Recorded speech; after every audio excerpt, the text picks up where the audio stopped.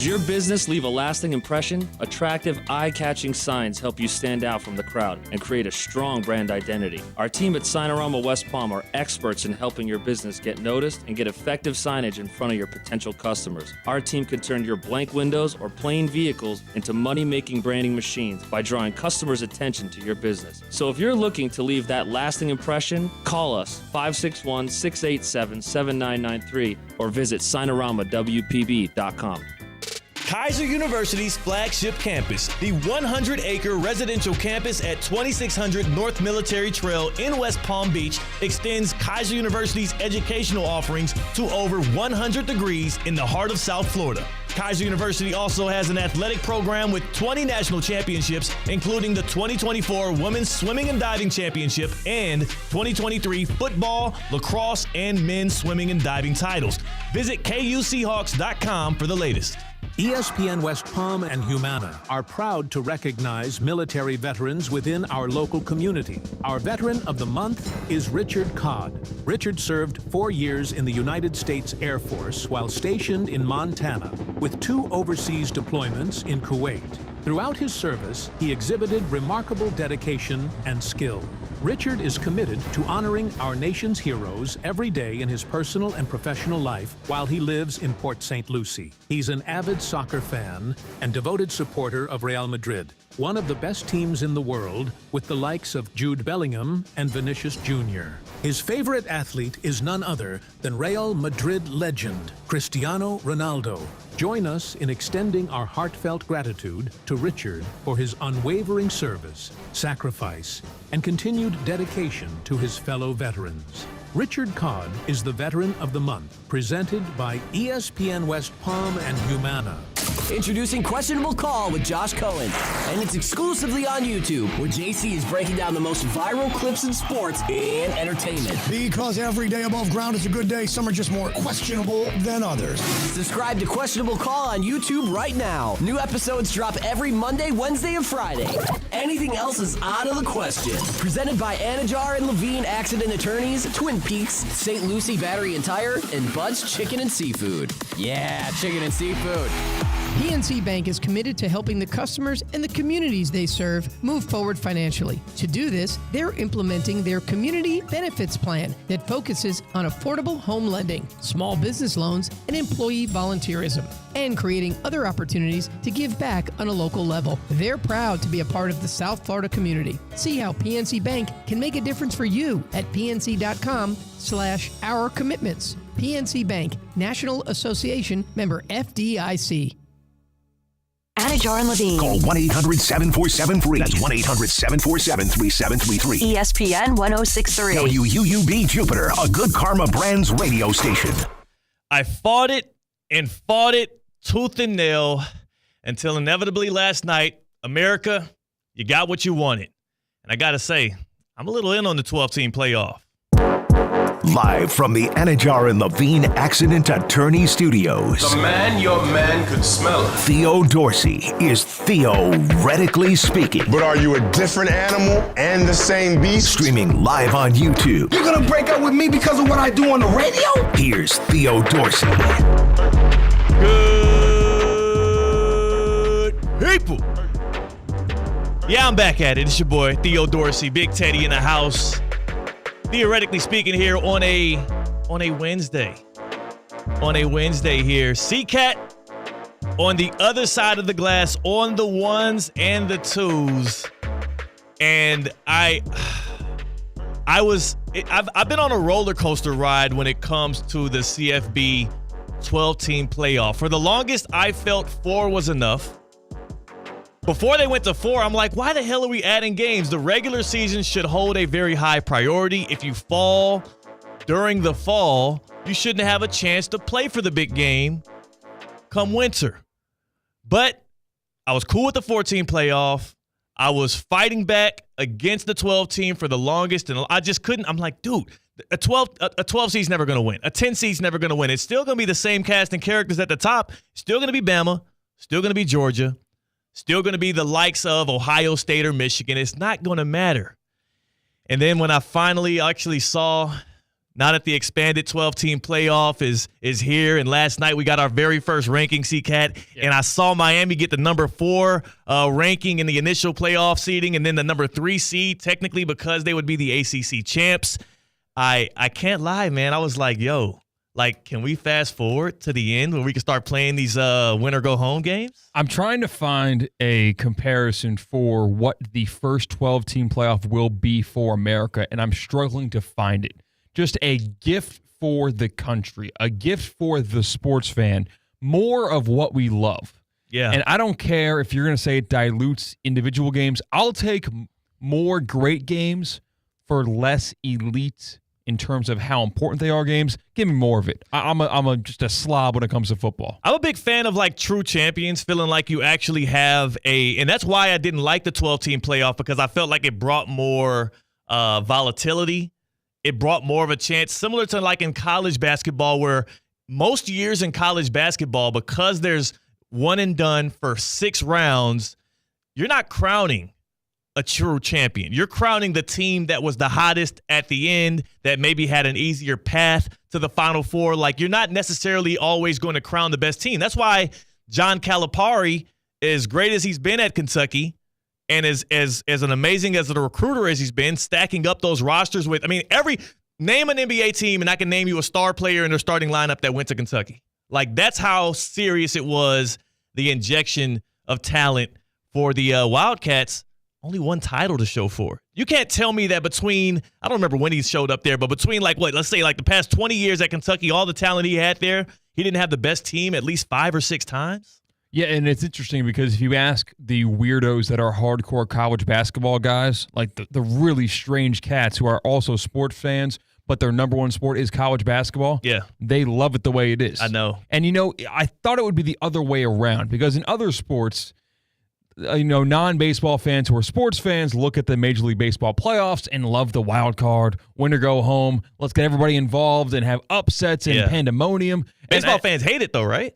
Baseball fans don't. No, we kind of want the elite there. Yeah. And we want the elite to prove they're elite, and we would love that. And also in football, in the National Football League, when we added in this 7th team for the wild card round and pushed it to just one team gets a bye, again, you're creating more chance for parity here, but football enthusiasts were fighting back on it for a while. I'm not sure where we stand on that right now. I'm not sure. Well, the team like a Steelers last year had no business being in the playoffs. Like, why are we doing this? Like Duck Hodges at quarterback, or was it Rudolph? I can't remember, but it didn't matter. Yeah, it was still Rudolph, and it was an ugly game, just a formality in Buffalo. So that's what I fear can happen in the college football 12-team playoff. That's what I feared leading up to it. And then we got what we got last night. Oregon getting the number 1 overall ranking so far. Oregon, who is undefeated, who beat Ohio State, who is, they're the most deserving of the number 1 ranking. The only undefeated team up there that's likely to win their conference title game is also my favorite squad, the Miami Hurricanes, who, they haven't really played anybody. So I understand the low ranking, and also it's the ACC. You're always going to be relegated behind the Big Ten and SEC champions until something colossal changes, which won't. But they haven't really played anybody, and they haven't been dominant in doing so. Yeah. If they were consistently beating teams without a shred of doubt, and there were backups playing in the second halves every single game, I think they definitely have a case. But style points do matter. The eye test does matter. And everyone saw Miami holding on for dear life in several different primetime games. Yeah. Against Duke, you were down in the second half, in the third quarter. Against Cal, you had to come back from 17. You win on a failed Hail Mary against Virginia Tech at home. Like, you have to dominate that ACC slate if you're going to be in one of the lesser conferences. They haven't done so far, but in all likelihood, Miami is favored in their last 3 games this regular season by 17 points or more in the early look-ahead spreads. It's unlikely they lose any of those. They'll make the ACC title game, and when they get to Charlotte and likely play SMU, it's going to be a shootout. Rhett Lashley is one of the best bright young coaches we have in this sport. I had a great conversation with him at ACC Kickoff in Charlotte ahead of this season. And I remember, number one, talking to this guy, trying to talk X's and O's and footballs. This dude is like one of the he is a immaculate schemer of things on offense, but also has a hell of a lot of confidence in SMU. The Mustangs are not to be toyed with, and he said during ACC kickoff, coming in as an 11-win team, coming into the ACC in their first year, he felt the promise that this team had. He knew how high their ceiling could be, and they've showed us that. The only team they've lost to is BYU, who, by the way, they have the 4 seed right now in the CFP playoff. They would get a bye week if they end up closing out and winning the Big 12. This is pandemonium. You know, it's a good year for the Group of 5 to represent and those smaller schools to represent with conference realignment with SMU and BYU joining these bigger conferences, but also Boise State putting up a strong fight against Oregon, looking good, having a Heisman contender at running back. It was a great year for the Group of 5 to not look worthless when you're going to get that bid. Let's just look at what it looks like right now. The 12-team playoff as it stands based on last night's revealed rankings on ESPN. You have Oregon at 1. You have Georgia at 2. Those are the projected Big Ten and SEC champions. You have Miami at 3, which would be in that lower half of the bracket. And again, if you're watching on YouTube, streaming with us at Theo Speaking on our Prize Picks YouTube channel, you can see this graphic up right here. Miami and Georgia are on the same side of the bracket, whereas in the quarterfinals on the other side, you have a BYU, projected Big 12 champion BYU at the 4 seed, who would be lined up to play Oregon. Here's my thing on that, CCAT, before we go any further. Could BYU be Colorado?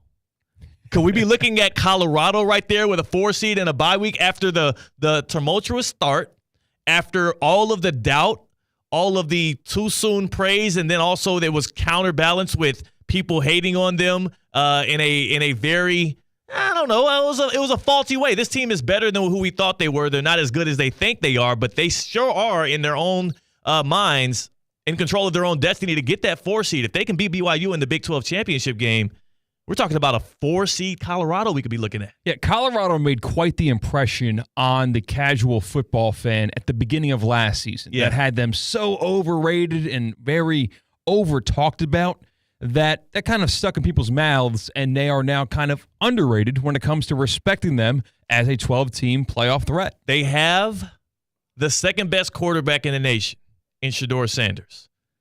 They also have a talent like we've never seen.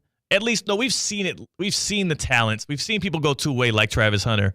But to be so elite at wide receiver and so elite at corner and play so many snaps, we've never seen somebody do it to that level. If he's healthy, if both of them are healthy, chance to finish off this year and get that 4 seed. We'll get to that, though. Here's why I am nervous as a Miami Hurricanes fan, though, because when this bracket came out, my very first emotion, CCAT, was like optimism. It was joy. It was hope. It was like, wow, I'm anticipating a unprecedented and immaculate into the college football season where we're going to be all lined up watching these primetime winner-go-home games in college football like we've never seen before.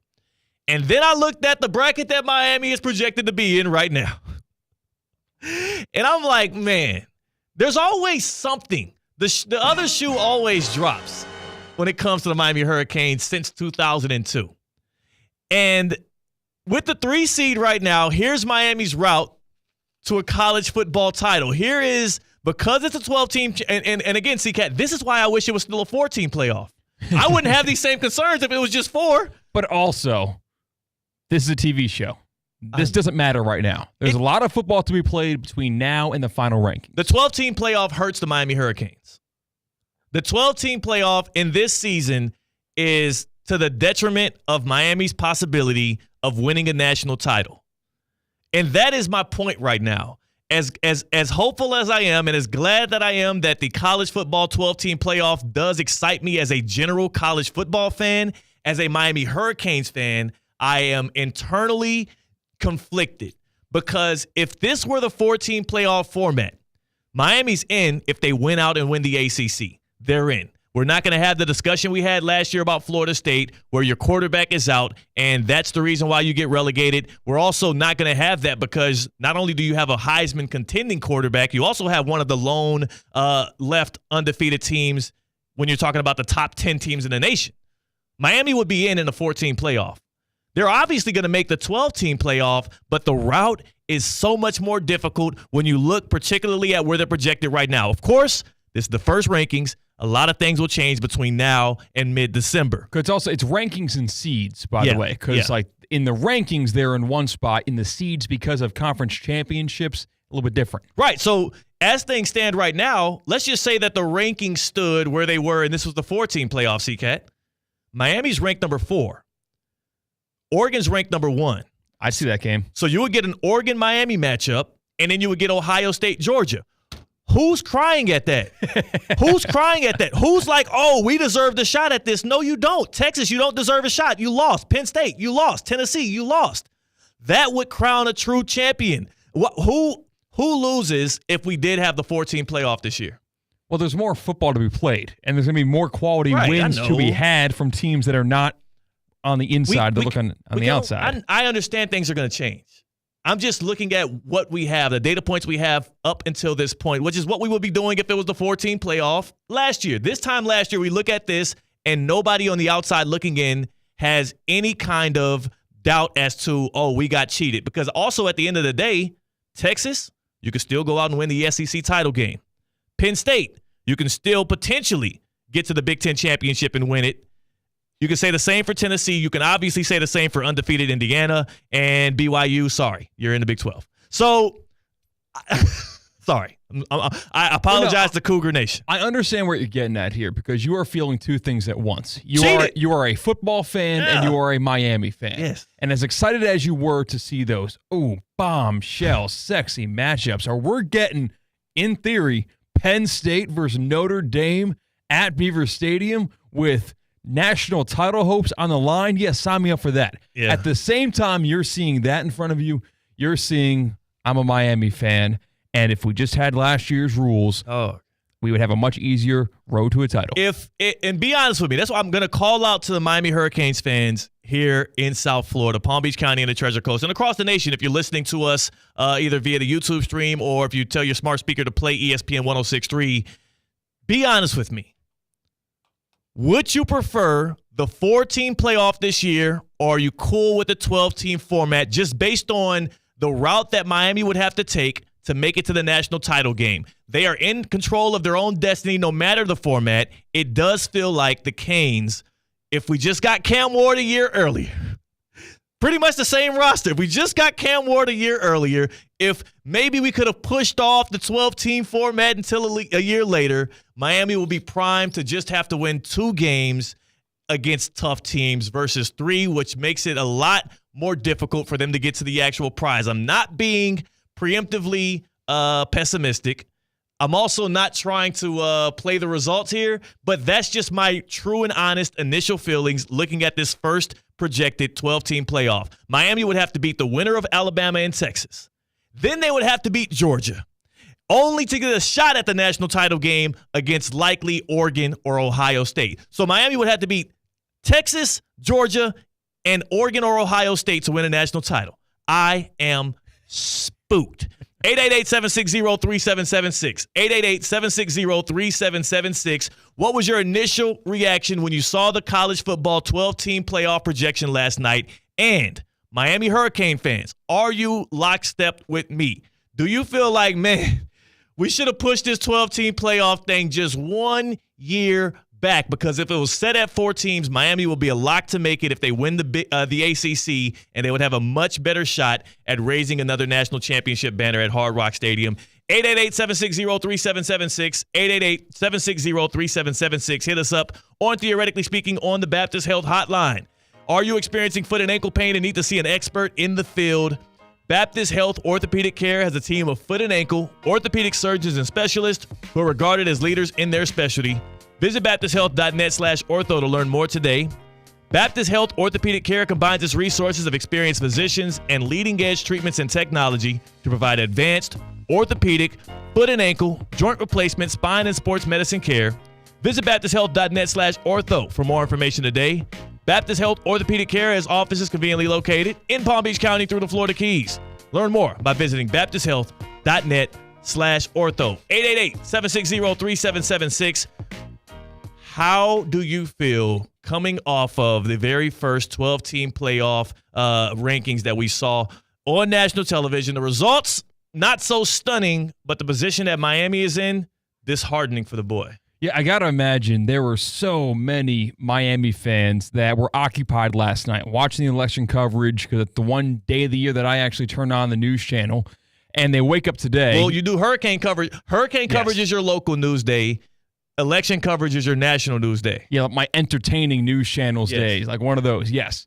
I believe there are a lot like me who tuned into politics for the first time in a long time last night, because it's a pretty big night for America.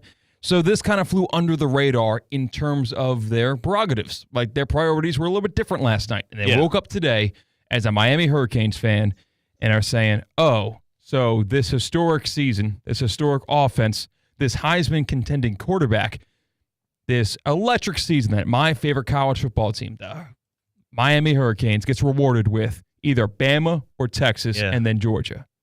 If you make it through Bama or Texas. That's got to be so disheartening. It feels like, I don't know if it's, so here's the thing too. Here's the other side of it. Like, Miami could do something similar to what the Chiefs did last year in the playoffs en route to their Super Bowl.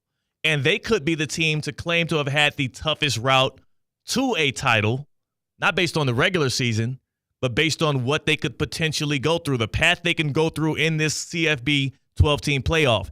If they beat, let's just say hypothetically it's Texas that gets past Alabama. If Miami beats Texas and then Georgia, who would you say would be more of a like statement win against? Would it be Oregon or Ohio State? It feels very equal to me. I would say Ohio State, the brand just is bigger. because of the historic weight behind the Ohio State name. Because I was going to say Alabama and Texas. I was going to go Bama, but it just doesn't feel like the same Bama with no Nick Saban. Right. If Saban was still there, then you go through Bama, you go through Saban, Kirby Smart, and then Ryan Day's Ohio State. Like that, I mean, Ryan Day kind of takes a little luster out of the Ohio State win, but that would feel like a gauntlet of a journey to a national title. So yes, the elation that would come after a run like that would be so much greater. Just like with the Chiefs. The Dolphins were an easy out at home, but then you go at Buffalo, at Baltimore, and against the best roster in football in the Niners and win all three of those games as the Dogs. Like, that route was going to be hard to match going forward in the NFL. The Canes could have that same claim to fame, but it's so difficult. It is so difficult. And on the flip side of things, election last night, some people identify as conservative, some are liberals. I identify as a expansionist because I was a forward proponent for the expansion of the college football playoff. I was waiting for this 12-team look in front of me. Do you want more teams than 12? No, I'm kind of happy where I'm at right now. This is very good. This is extremely good. A definite step forward from the past 20 years. Yeah. But I look at Ohio State's path. If this stands, which it won't, but if it stands, someone will be in the same spot as Ohio State if it's not the Buckeyes. And you get easy. Boise State, BYU, probably Oregon, a team who you lost by 1 point on the road in a close one. Yeah, they'll sign up for that. Yeah. I think they're okay with that. Ohio State is in prime position. Best case scenario for Ohio State right now is you win out. You allow Oregon, and you would hope, I guess, Ohio State would beat Indiana if they win out, right? Oregon's also in the Big Ten, so it's a little tough. It gets a little sketchy. That's why it's hard to draw two strong conclusions and make definitive statements, because this will shift around because of those conference championship games, which we'll see a lot of the teams that are in the current 12-team playoff, they're going to be playing in those games. And those results, should they matter or shouldn't they matter? Because they're playing the extra game. They get rewarded with the extra game. Should be punished by losing the extra game? Who's to say? We'll find out. And I think that if you're in the I think this is what I think is going to hold true for the next 10, 15 years, if it stays at 12 teams or even if it expands more. If you're in the Big Ten or SEC championship games, all four of those teams are going to make it every year.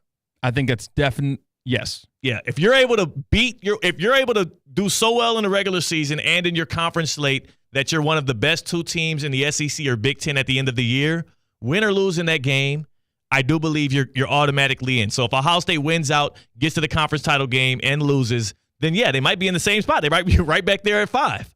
Yeah. And same thing for Texas if they are able to get all the way to the championship game and lose. So I think that will stand the same. Bama, the same story. Tennessee as well. Yeah, we're at to not look at that 2-loss scarlet letter that we did in the 4-team playoff, where no 2-loss team ever made the playoff. Yeah. So, but that was then. This is now. We're looking at these teams very differently. Now, what I look at is the ACC and the Big 12.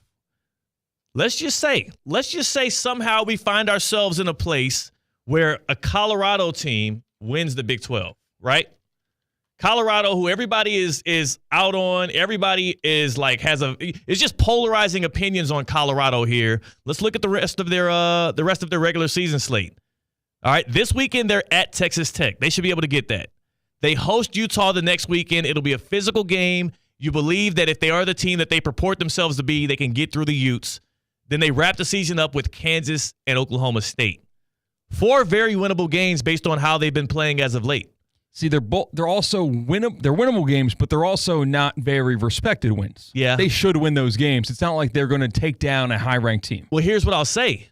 Then they get in there into the conference title game as a 2-loss team in the Big 12, and let's just say they win. Let's say they knock off BYU, who wraps up the regular season undefeated, but then loses to Colorado in the Big 12 championship game. You have a Big 12 runner-up, and this is what's going to be debated. This is going to be the consternation that's going to come out of the 12-team playoff right now. Look at where BYU was ranked in the CFP polls last night. They're ranked number 9. Undefeated, 8-0, best team in the Big 12. They're ranked number 9. Behind a 1-loss Tennessee in the SEC. Behind a 1-loss Penn State in the Big 10. Behind another 1-loss team in Texas in the SEC. If BYU loses in their conference title game in the Big 12, it's likely not only does Colorado take that 4 seed, BYU might be looking on the outside looking in, and they might be as ticked off as Florida State was last year. Keep climbing up the rankings for Colorado, because even if Colorado doesn't prove anything very grand in those 4 final regular season wins, there'll be teams ahead of them that lose. Yeah. And just not losing might be enough to get close enough to where that Big 12 championship win will get them over the top. They're in anyway. I was about to say, when they win, they get the auto bid. What I'm worried about is BYU. But also, let's just say hypothetically for BYU, you do fall in one of these games to wrap up the season, and you're a 2-loss conference runner-up because you lose to Colorado. You're definitely on the outside looking in. So BYU has to finish the regular season perfect. Colorado has to do the same. It's the ACC and the Big 12 that lose in all of this because you're going to get the auto from the Group of 5 champion, right? You're going to get the best Group of 5 team in there at least, and then you have likely 3 or 4 SEC, 3 or 4 Big 10 teams. It is going to get a little sticky at the end of the road, and you could be looking at it again. Look at SMU. Look at SMU in the ACC, who everybody's projecting to make it to Charlotte to play Miami at the end of the year. SMU could win out, make the ACC title game, lose to Miami, be a 2-loss ACC runner-up squad, and also be on the outside looking in. It would almost be better for BYU to not be in a conference this year. Yeah. They have a better case to be a better 1-loss Group of 5 team over Boise State. Whew. And that's crazy to say. But you know what's cool about this? Yeah. And you know what? It works in the powers that be's favor. It's easier to upset BYU or SMU than it is to upset Alabama or Florida State. It's as simple as it is. That's true. It is easier to upset those smaller schools, those less powerful schools, than it is the big dogs. And you know what? Who I don't want to hear from, who I don't want to hear crying at all in this whole process is the 4th or 5th best teams in the SEC and the Big 10 who are inevitably going to be on the bubble every year, and they're all going to feel like they're a shoo-in to get in because of their conference slate. I don't want to hear – you had your chance. Don't tell me about how big and bad the SEC or the Big 10 is. Get your ass kicked a couple of Saturdays and expect us to feel bad for you. Win the football games. You're part of that conference. You're the reason why they're tough or strength of schedule is a little bit heightened. So for LSU, that's 2 losses right now. Texas A&M, that sit at 14th and 15th, I don't want to hear it. That is a weak mindset for those middle-of-the-road SEC teams. Like, well, what do you expect us to do? Beat Bama in Georgia? Yes. Like, they're calling those schools daddy. That's what that is. They are. Or leave the damn conference. I don't want to hear all the crying. You get all the TV money. You get all of the other benefits that come with being in the SEC and the Big 10. Stop trying to have us hold your hand into the 12-team playoff. Earn your way in like everybody else. How do you think SMU or BYU feel when every single Saturday still costs them just as much, where you get to cruise in on the names of Bama, Georgia, and Texas? They're the ones doing the winning. They're carrying the weight for the conference. How about you beat the Big Bad Wolf? 888-760-3776, 888-760-3776. Your first thoughts when you look at the very first college football playoff projected bracket when they released the rankings last night. It was not a shocker at all, but it definitely was a shock to myself of how I came out of it feeling. I was like, ugh. Speaking of beating the Big Bad Wolf, the NFL right now, C-Cat, there's two teams everybody feels confident in will be there in New Orleans, and it's the same two teams that I predicted in the offseason. The Detroit Lions and the Kansas City Chiefs. They're the ones most primed to be able to climb their way to a Super Bowl. The Lions have one loss. The Chiefs still undefeated. Both of them retooled at the trade deadline. The question is, who's the biggest threat? Who's the biggest threat to a Chiefs three-peat? And for the Lions in the NFC, who is going to be or give them the toughest out in the playoffs? We tell you on the other side who we trust the most outside of the chalk to be able to represent their conference in the Super Bowl. That's C-Cat. I'm Theo Dorsey. We're Theoretically Speaking on ESPN 106.3.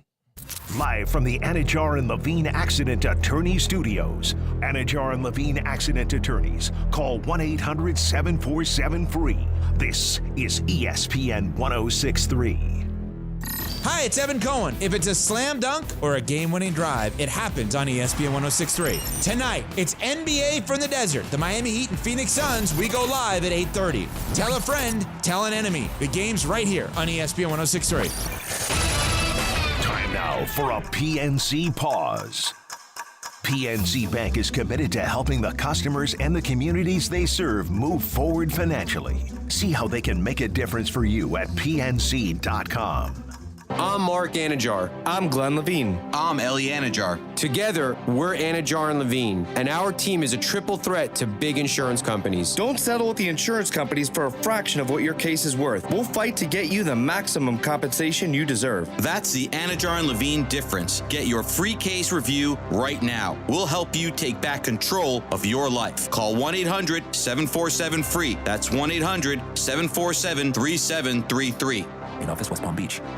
Hey, it's Tina. The Pickleball Club of St. Lucie West is now open. Join an amazing club that offers indoor championship quality courts and premium amenities that enhance your game. Whether you're new to pickleball, like me, or an experienced player, young or old, the Pickleball Club's world-class experience is more than just a game. It's a community where you can play, dine, and make new friends. Memberships are now available. Visit thepickleballclub.com for more information and to schedule your tour today. Flight by Yingling is the next generation of light beer.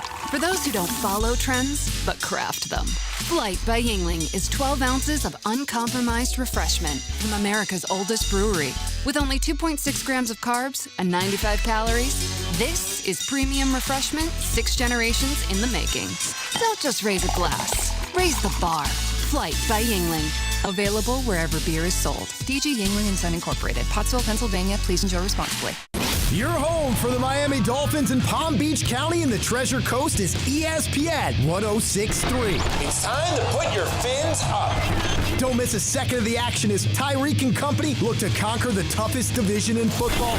You're listening to ESPN West Palm's coverage of the Miami Dolphins. Home or away, Sunday, Monday, or Thursday. Regular season or postseason, the Miami Dolphins play right here on ESPN 106.3. Presented by South Florida Ford, the Breakers Palm Beach, and PNC Bank.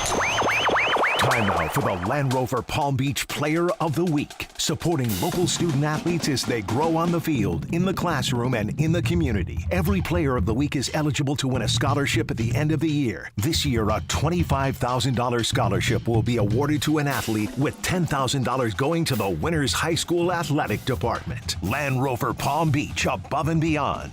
Here's Cade Chumsland. Our Land Rover Palm Beach Player of the Week is Dwyer High School golfer Chandler Cantwell. In this week's district championship, Chandler had to par his last 2 holes to send the Panthers to the regional final, and he did just that. Here he is on helping to lead his young, star-studded team. A change, being from one of the younger guys, now being one of the seniors on the team, and it's a lot of fun being able to mentor them, take them under my wing, and we got some great talent on our team this year, and that's what's helped us, get all the way to regionals and hopefully, take that next step towards states. Congratulations, Chandler, on being selected this week's Land Rover Palm Beach Player of the Week. Bet live with Hard Rock Bet. Real-time wagering till the very last play. Missing the kickoff doesn't mean all bets are off. Delay a game on the guy who hasn't bet yet. Sometimes you just know your team is going to come back. The Sportsbook for every kind of player. Hard Rock Bet. Roll with us. Get up to $100 back if your first bet doesn't win. Payable and bonus bet up to $100, not a cash offer. Offered by the Seminole Tribe of Florida. Must be 21 plus and physically present in Florida to wager. Terms and conditions apply. Concerned about gambling? Please call 1-888-ADMIT-IT.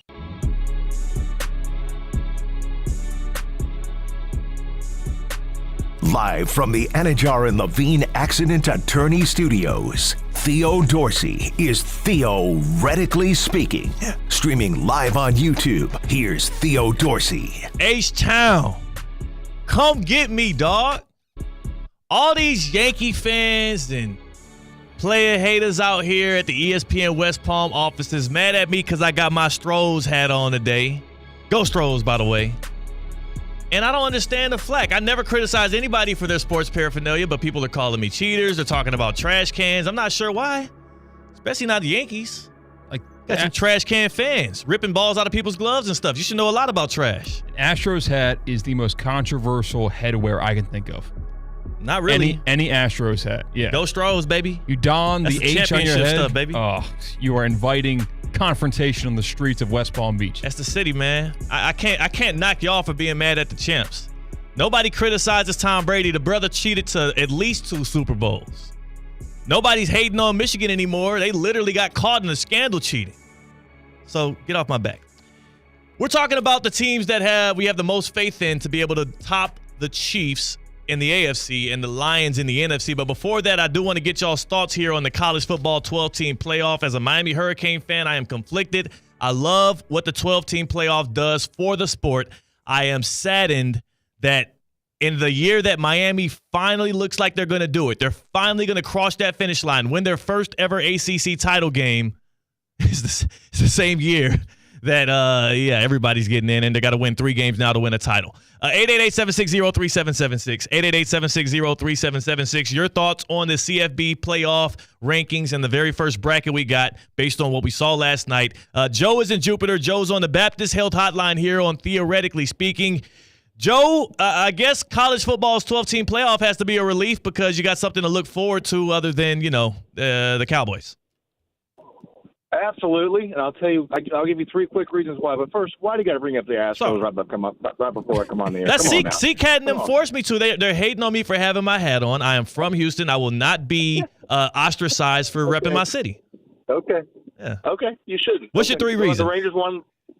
3 reasons. Okay, first of all, I've never been more interested in watching the last 6 or 7 weeks of college football since the last time I can remember. Yeah. Usually I'm tuned out by now because it's usually the same 4 teams. Yep. One of them, 4 or 5 teams. There's 3 reasons why I'm going to be so tuned in to what happens the next 2 months. One of them, my wife graduated from SMU many years ago.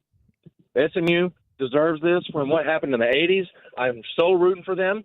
Obviously, I'm from Texas, so I live there. Big shout. My son goes to Texas. Doing great. Is that number 2? He doesn't play for them.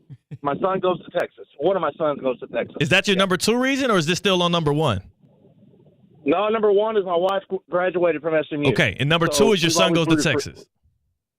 And number 3, we lived in College Station for about 2.5 years before we moved here to Florida. And so I know people there and got to know the university a little bit. So, yeah, I'm one of those that actually likes A&M and Texas, which is rare. I didn't go to either school. But I've got 3 teams that I kind of have a root for. So I would never even care about what happens the next 2 months because usually by now most of those 3 teams will be out of it. So that's just, I like it. And I'm sure I'm not alone. But you know what? Joe, and I appreciate your call, Joe. You are the reason why I am happy for the 12-team playoff. People like Jupiter Joe who have a reason to be locked into these games, not just because you want to see your team beat your rival, not just because you want to see if your team can finish, third in the conference for the first time since 1976 or whatever, if there's some kind of hurdle you're trying to jump. You feel like you have a legitimate shot to watch a team like yours actually compete for a national title, and that dream, that hope, doesn't die out 2 or 3 weeks in. The teams he brought up, like A&M has 2 losses. He wouldn't have brought up A&M last year or years before because a 2-loss Aggie team has no shot at a national title. Now they technically do. Yeah, they're forgotten. It's I'm a very goal-oriented individual. Like, I need an end goal. What does this all mean? What am I working towards? What is the meaning of life? And that's what inserting more kind of chances to win a national championship, that's what excites me for all these other schools. If you lose one game, or if you lose one game in a smaller conference, you lose 2 games in a major conference, well, see ya. Your goal at the end of the season, you did not achieve it. You're not going to be the ultimate champions of this sport. Goodbye. You just wait for your rivalry game to come at the end of the year, and you kind of decide whether or not it's a successful season based on these weird individualistic school goals. But now, everybody feels like they have a shot. Everybody's in it. Expansionism won, and I'm not going to be mad at it. I'm not going to hate on it because I'm not the type of person. There's a lot of, I feel like I've realized most of the world in general, but specifically America, they're just selfish. Everybody acts in their own self-interest, priority number one, and doesn't care for what it means to the next man. I'm not going to be like that. I am just selfishly as a Canes fan. Give me that 14 playoff. Keep these other dudes out of it. Let my Canes have a better route to winning a championship. But like I said yesterday, one of the 3 words to describe myself, I'm altruistic. It's better for college football. It's better for casual fans and even diehard fans that it is a 12-team playoff, that we are going to get a group of 5 team in it every single year, that conference runners-ups and teams that have one loss and didn't make their conference title game are likely locked to be in if they're in a good conference. Like, it's better for college football that everybody feels like they have a shot. More eyes on the sport, more butts in the seats, and then on top of that, more tantalizing games because we're going to have more winner-go-homes, like neutral site games. We got the home games in the first round. Like, this is inevitably better for the sport of college football. It just sucks for me. Yeah, we know that it's going to generate revenue and money for the networks that broadcast these games, but those 4 first-round matchups that take place on the home campus of the home team, how much money has been made in those towns helping those economies? Not to get too, economic, CNN, MSNBC. Look at you caring about the economy. Yeah, exactly. I've run the numbers, and they will make money if they play football games. What are the numbers looking like, CK? Lots of zeros, actually, as a matter of fact. We're talking 2 commas. 2 commas. 2 commas at bare minimum per game. That would be great for Austin because it's projected that Texas has a home game against Bama. Oh, my gosh. Yeah. I mean, what would a Texas home game versus Bama look like? Then you have Penn State, the Nittany Lions, out there in State College hosting Notre Dame. I've always said as a Penn State football fan that needs to be a perpetual home and home. I want Notre Dame and Penn State to play every single year. Traditional independence, tradition in general, as a mainstay for those 2 schools. My question for you, That's got to be the night game, too. I want to white out. What's up? Yeah. Do you think that this lessens the chance at getting the best college football team to win the national championship by incorporating 12 teams instead of 4? It does, but not enough to actually trigger the amount of, before we got this, that's exactly what I thought, C-Cat. I was like, yo, this now opens up the door for the best team to not win because before in the BCS, you just win 1 game. You win all your games in the regular season. You have 1 championship between the best 2 teams. You know for sure you had the best squad. Then the 14 playoff, I was like, you know what? That does make sense. There's a lot of times where that 3rd team didn't get in because of strength of schedule, because of circumstance. Maybe it was 1 loss that was a little bit fluky, and then now do you have the best roster that's not going to have a shot at it? Okay, 14 playoff. We'll figure this thing out. The best team likely gets to win just 2 games. Now, even if you're the best team in the country, you got to get out there 3 times and prove it. And you could be stuck, like I said, look at Georgia right here. Georgia, a lot of people out of Athens would argue maybe they have the best squad right now, sans their quarterback. If they get a good game out of Carson Beck, they are probably the best team in the nation. They might have to beat Penn State and then either Miami, Texas, or Alabama, and then either Ohio State or Oregon. Even if you're the best team in the land as Georgia, even if you're coached by the best coach in the land with Kirby Smart, you can lose one of those. Those are losable games. They're going to be favored in all three, but they're very losable games. Yeah, every game's a losable game. And I think that you can say, well, we see upsets happen in college football all the time. Northern Illinois somehow beat Notre Dame. If an upset like that happens in the college football playoff, it's a net kind of negative because that big brand, that great football team that we believe to be, is now gone, and you have a lackluster matchup the following week. Well, they're not going to underestimate a team who's in the playoff. No, because the season's on the line. I think if you're Notre Dame, it makes sense to overlook and maybe not prepare the same intensity with Northern Illinois or another Group of 5 FCS level school. It just will happen sometimes. Here's what I'll say to those who, because here's why I was against the 12-team playoff. People, when they were, rooting for this, campaigning for this, doing their big opinion pieces on this, they were making it seem as if this is actually going to open the door for Boise State to win a national title, for Cincinnati to win a national title, for TCU to win a national championship. I think this closes the door even tighter shut on them not being able to do so. Think about that Cincinnati team from a few years ago that became the first Group of 5 team to make it to the 14 playoff. We're going to have more Group of 5 teams or smaller schools make the college football playoff, but the route to a championship just got that much tougher. If you were Cincinnati from 4 years ago, you would have been likely the 12 seed. Likely one of the later seeds out here. Instead of being 2 wins away from a national title game, you would have had to win 4 games. Now, we saw what happened. They just lost the first one. It just immediately happened. And a couple years later, we had TCU actually make it to the national title game and then get the doors blown off of them. But imagine if they had to play 3 of those things. It's just more margin for error, which means that the lesser teams have less of a chance of shocking the world. Even if you shock the world once, you ain't going to do it 3 or 4 times. I know. I took offense to you comparing Big 12 TCU to Group of 5 Cincinnati at the moment. I'll be honest. Well, they were undefeated going into the Big 12 championship game, lost to Florida, Kansas State that I'm still angry I was not able to watch. Talent-wise, TCU had a comparable record and a comparable, roster. Yeah, I would say that it's a guaranteed spot for a Group of 5. That's all you can ask for if you're not in a power conference in 2024. If you're not in a power conference, it's a gift. It's a guaranteed spot, but again, Cincinnati specifically, if it was a 12-team playoff and they had to win 3 or 4 games to win a national title, you have a less likely chance. If you are a Group of 5 team, like let's just say hypothetically, because of the way that the SEC and the Big Ten are set up now, some of those teams are going to inevitably, it's going to be a gauntlet. They're going to take each other out.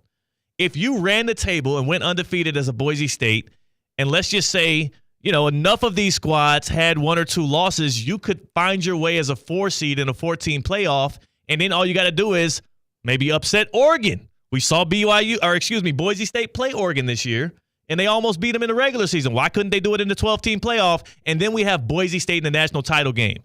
There's no way in hell we're going to see Boise State make the national championship as things stands right now, as they're the 12 seed, having to get through Ohio State and then BYU likely or Colorado and then Oregon and then a Miami or a Georgia. But that makes sense, but we have to give them the chance to. And I think that's all cute. Boise State can ask for. They had a better chance when it was a 14 playoff than now it's a 12-team. That's my only point. You think they would crack? You think they would actually get a bid if there's a 14 playoff? No chance. They would have a better chance to do so. They would have a better chance to win the playoff, to win the national championship, not make it. They have a better chance to win the national title, a less of a chance to actually make the 14 playoff. But we've seen a Group of 5 team make the 14 playoff before, and they, you saw what happened with Cincinnati. And Boise State, let's just say hypothetically, they had their shot. They had their game on their schedule in the regular season. They played Oregon, and they played them tooth and nail. They win that game, and this was a 14 playoff format. How highly ranked would Boise State be? Because as I look at these rankings, Boise State is number 12 in the college football rankings. Had they beat Oregon, who's number 1 right now, they'd be in the top 5 or 6. It is so fascinating because these conversations have so many denominators that are uncommon and variables that shift and move around, because part of all the conference realignment means that this Oregon-Ohio State game that we got to watch a couple months ago would have never happened if this 12-team playoff and the conference realignment would have happened. And so there'd be a lot more of these 2-loss teams that are much more worthy than a one-loss Boise State. Even an undefeated Boise State, there'd be 2 loss teams that are hands-down better teams because those 2 losses come against Oregon, Ohio State, Georgia, a combination of those teams that are in their conference. Exactly. That wouldn't have happened 5 years ago. Right. So if you did keep conference realignment, but then you also kept the 14 playoff, Boise State would have a better chance. That's my only point. But again, we're getting a more true champion because we did have conference realignment and there's so many big dogs in the SEC and the Big Ten. I do believe that, yes, it is deserving that these squads still have a shot to make the playoff because we can't criticize and take a knock at Ohio State for their loss against Oregon.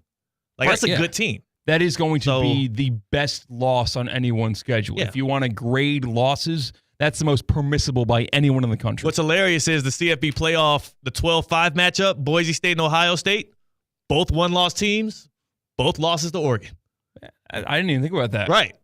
They That's both crazy. played them to a one-possession game. Yeah. So maybe that game's going to be better than we think. It could be. It could be.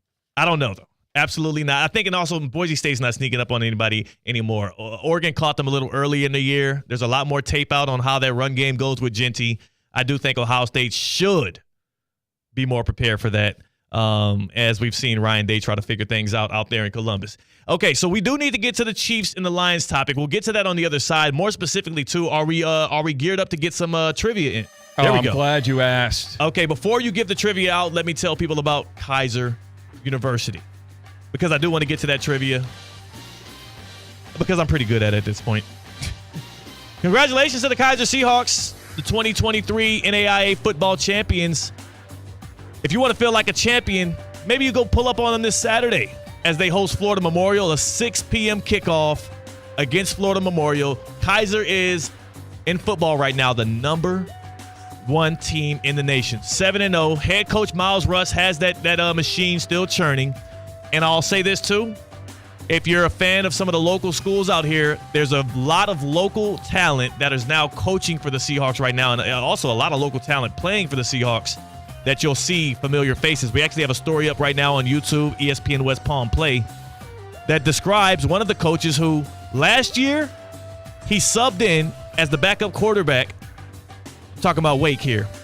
And he helped Kaiser to their first ever national title game. Now he's actually the running backs coach for Kaiser.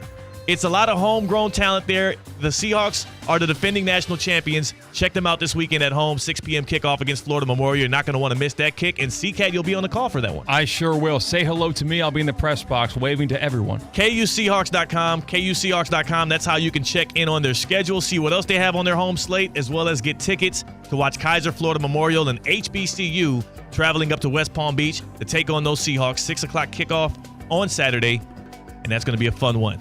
All right, C-Cat, what's our trivia question today? So college football has been on my mind, and we kind of had the wake for the 4-team playoff last night, because now it's real. Now we have a tangible 12-team bracket projected after the rankings we saw last night on ESPN. So I wanted to take a look back at the history of the 4-team college football playoff, specifically at the ACC.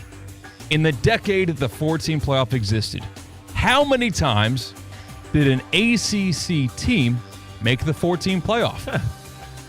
I'm looking for a number here. If you want to get some extra credit with some teams, be my guest. So what you're really asking is, how many times did Clemson make the playoff? How many times did Clemson plus Florida State one year make the playoffs? We'll answer that. We'll answer that on the other side. That's C-Cat. I'm Theo Dorsey. We're Theoretically Speaking on ESPN 106.3. Live from the Anajar and Levine Accident Attorney Studios. Anajar and Levine Accident Attorneys. Call 1-800-747-FREE. This is ESPN 106.3. Hi, this is Scott Smith of Smith, Ball, Baez, and Prather, Florida Injury Lawyers. I have said it many times before, and I will continue to say it for many years to come. There is never a good time for a car accident to occur. And most certainly, never ever a good time to suffer injuries in any type of an accident. The accident and its overall aftermath will usually cause pain, difficulty, and stress. Florida law allows accident victims to recover compensation for such losses, injuries, and damages. but such recovery is often not obtained easily and can require a lengthy fight with an insurance company. If you've been injured in an accident, call us now. Don't delay. The initial consultation is completely free of charge. The sooner you call us, the sooner we can put our experienced legal team to work for you. Don't hesitate or pause for another minute. Our experience, knowledge, and resources could be working for you just minutes after the call. If you've been injured, the lawyers at Smith, Ball, Baez, and Prather will help. Call us at 500-HELP, 500-HELP. With Smith, Ball, Baez, and Prather, help is just a phone call away. Offices Palm Beach Gardens, Boca Raton, and Port St. Lucie. Make Twin Peaks your football headquarters to watch all your teams all season long. Win or lose, you always win with the Eats, Drink, Scenic Views, and Twin Peaks 29-degree ice-cold beers. Enjoy made-from-scratch favorites. Enjoying all football all season long. Can't make it for the games? That's fine. Come through for $5 happy hour man-sized drafts and select appetizers as well. The Ultimate Guys Lodge is the ultimate football lodge, and that is Twin Peaks.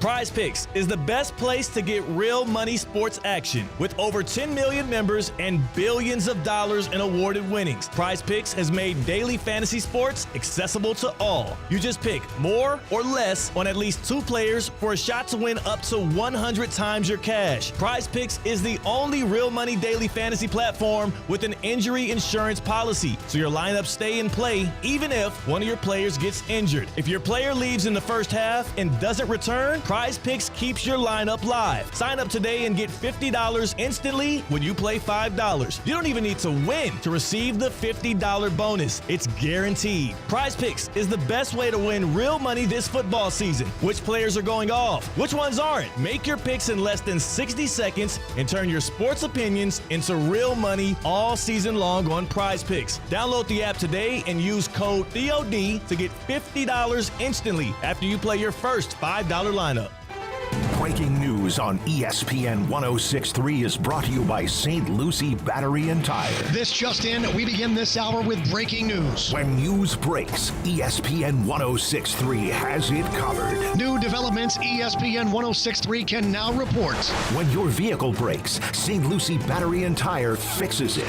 Stay tuned to ESPN 106.3 for more breaking news. Brought to you by St. Lucie Battery and Tire.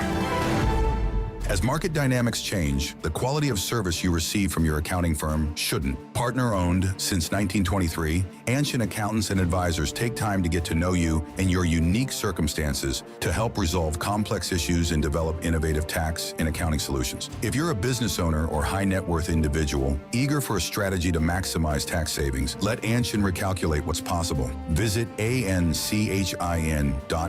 Anshin Accountants and Advisors, delivering value where others can't.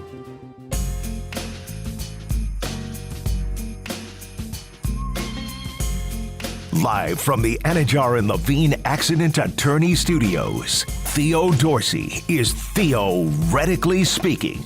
Streaming live on YouTube, here's Theo Dorsey. It's going to get real wicked come December, and we got college football playoff games. We're going to have Saturday games in the NFL. We're going to have the NBA games heating up as well, NHL.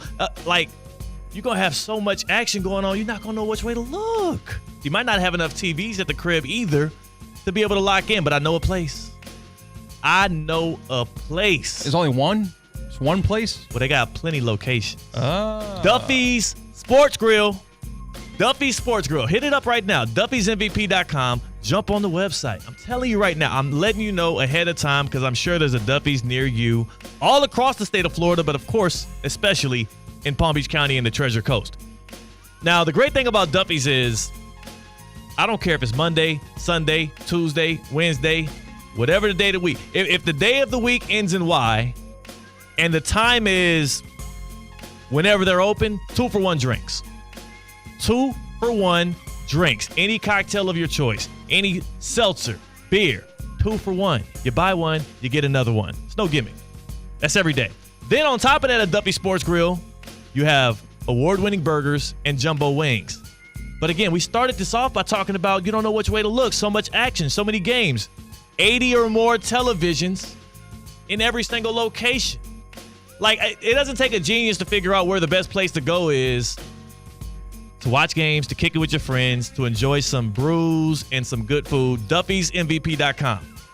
At Duffy's, our game is always on. All right, C-Cat. This is a tough one. We're going to pay off this trivia. You asked me, because we're talking college football playoff, this is the first year for the 12-team bracket. It was 4 teams before this, and Miami is en route to make it. How many ACC schools have actually made the college football playoff since its inception in, 2014? Yeah, how many times has an ACC team been in? Okay, if you say how many schools, you could just do two names. It's Clemson. It's Clemson. Or Clemson in the 1 year for Florida State. So here's the thing. Okay. It's tough because it's hard to delineate between. They all blend together, don't they? You know what I'm saying? Like, especially those Clemson teams, because you had. So here's what I do know: Clemson never made it without an elite quarterback. They never made it without either Lawrence or Deshaun Watson. So I'll go 1 for Florida State, and I'll go. Oh, that's so many. I'll go 4 for Clemson. So let's just say five times an ACC school has made the college football playoff. Damn. So close. So there's only one projected to make it this year, and that's Miami so far, depending on how things lay out, which wouldn't surprise me because SMU is going to have a tough climb to try to get back in it. I was close. How many was it, C-Cat? 7. 7? 6 times for Clemson, 1 time for Florida State. Wow, 6 times they made the – well, you know what? I should have guessed that. You're right, because there were a couple times early where they made it and lost the first game.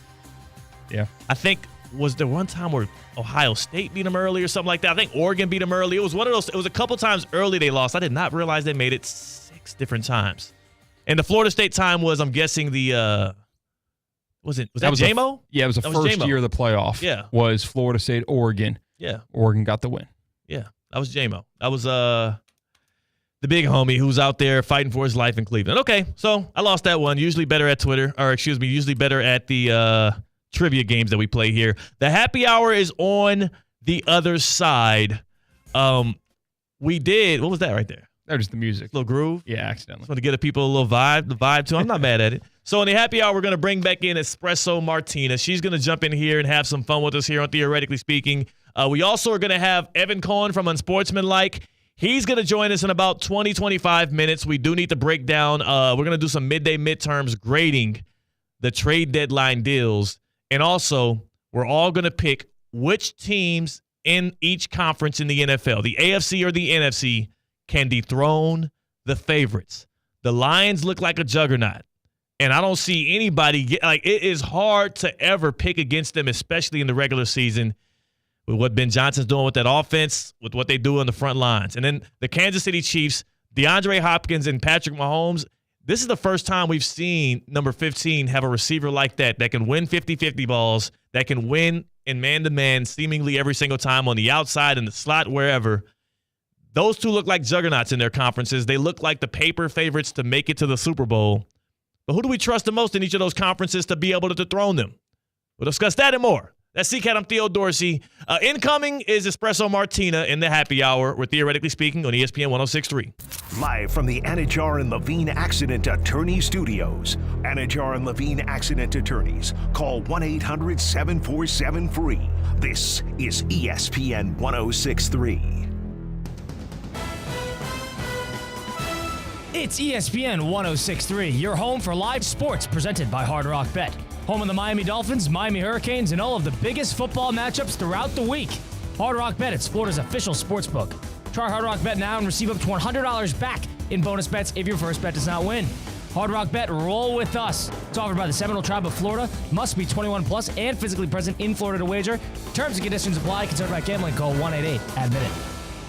Tee up your taste buds with the ultimate pairing, great food, and golf. Theo Dorsey here at The House in West Palm Beach. Overlooking the park's world-class 18-hole golf course, The House offers coastal American dishes that will satisfy anyone's palate. The House is open Thursday through Sunday for lunch, brunch, and dinner. Stop by for an entree and receive a free round at the park's The Lit 9 Par 3 course. on the house. Visit thehousewestpalm.com for their full menu and to make reservations. Anajar and Levine. Call 1-800-747-FREE. That's 1-800-747-3733. ESPN 1063. WUUB Jupiter, a Good Karma Brands radio station.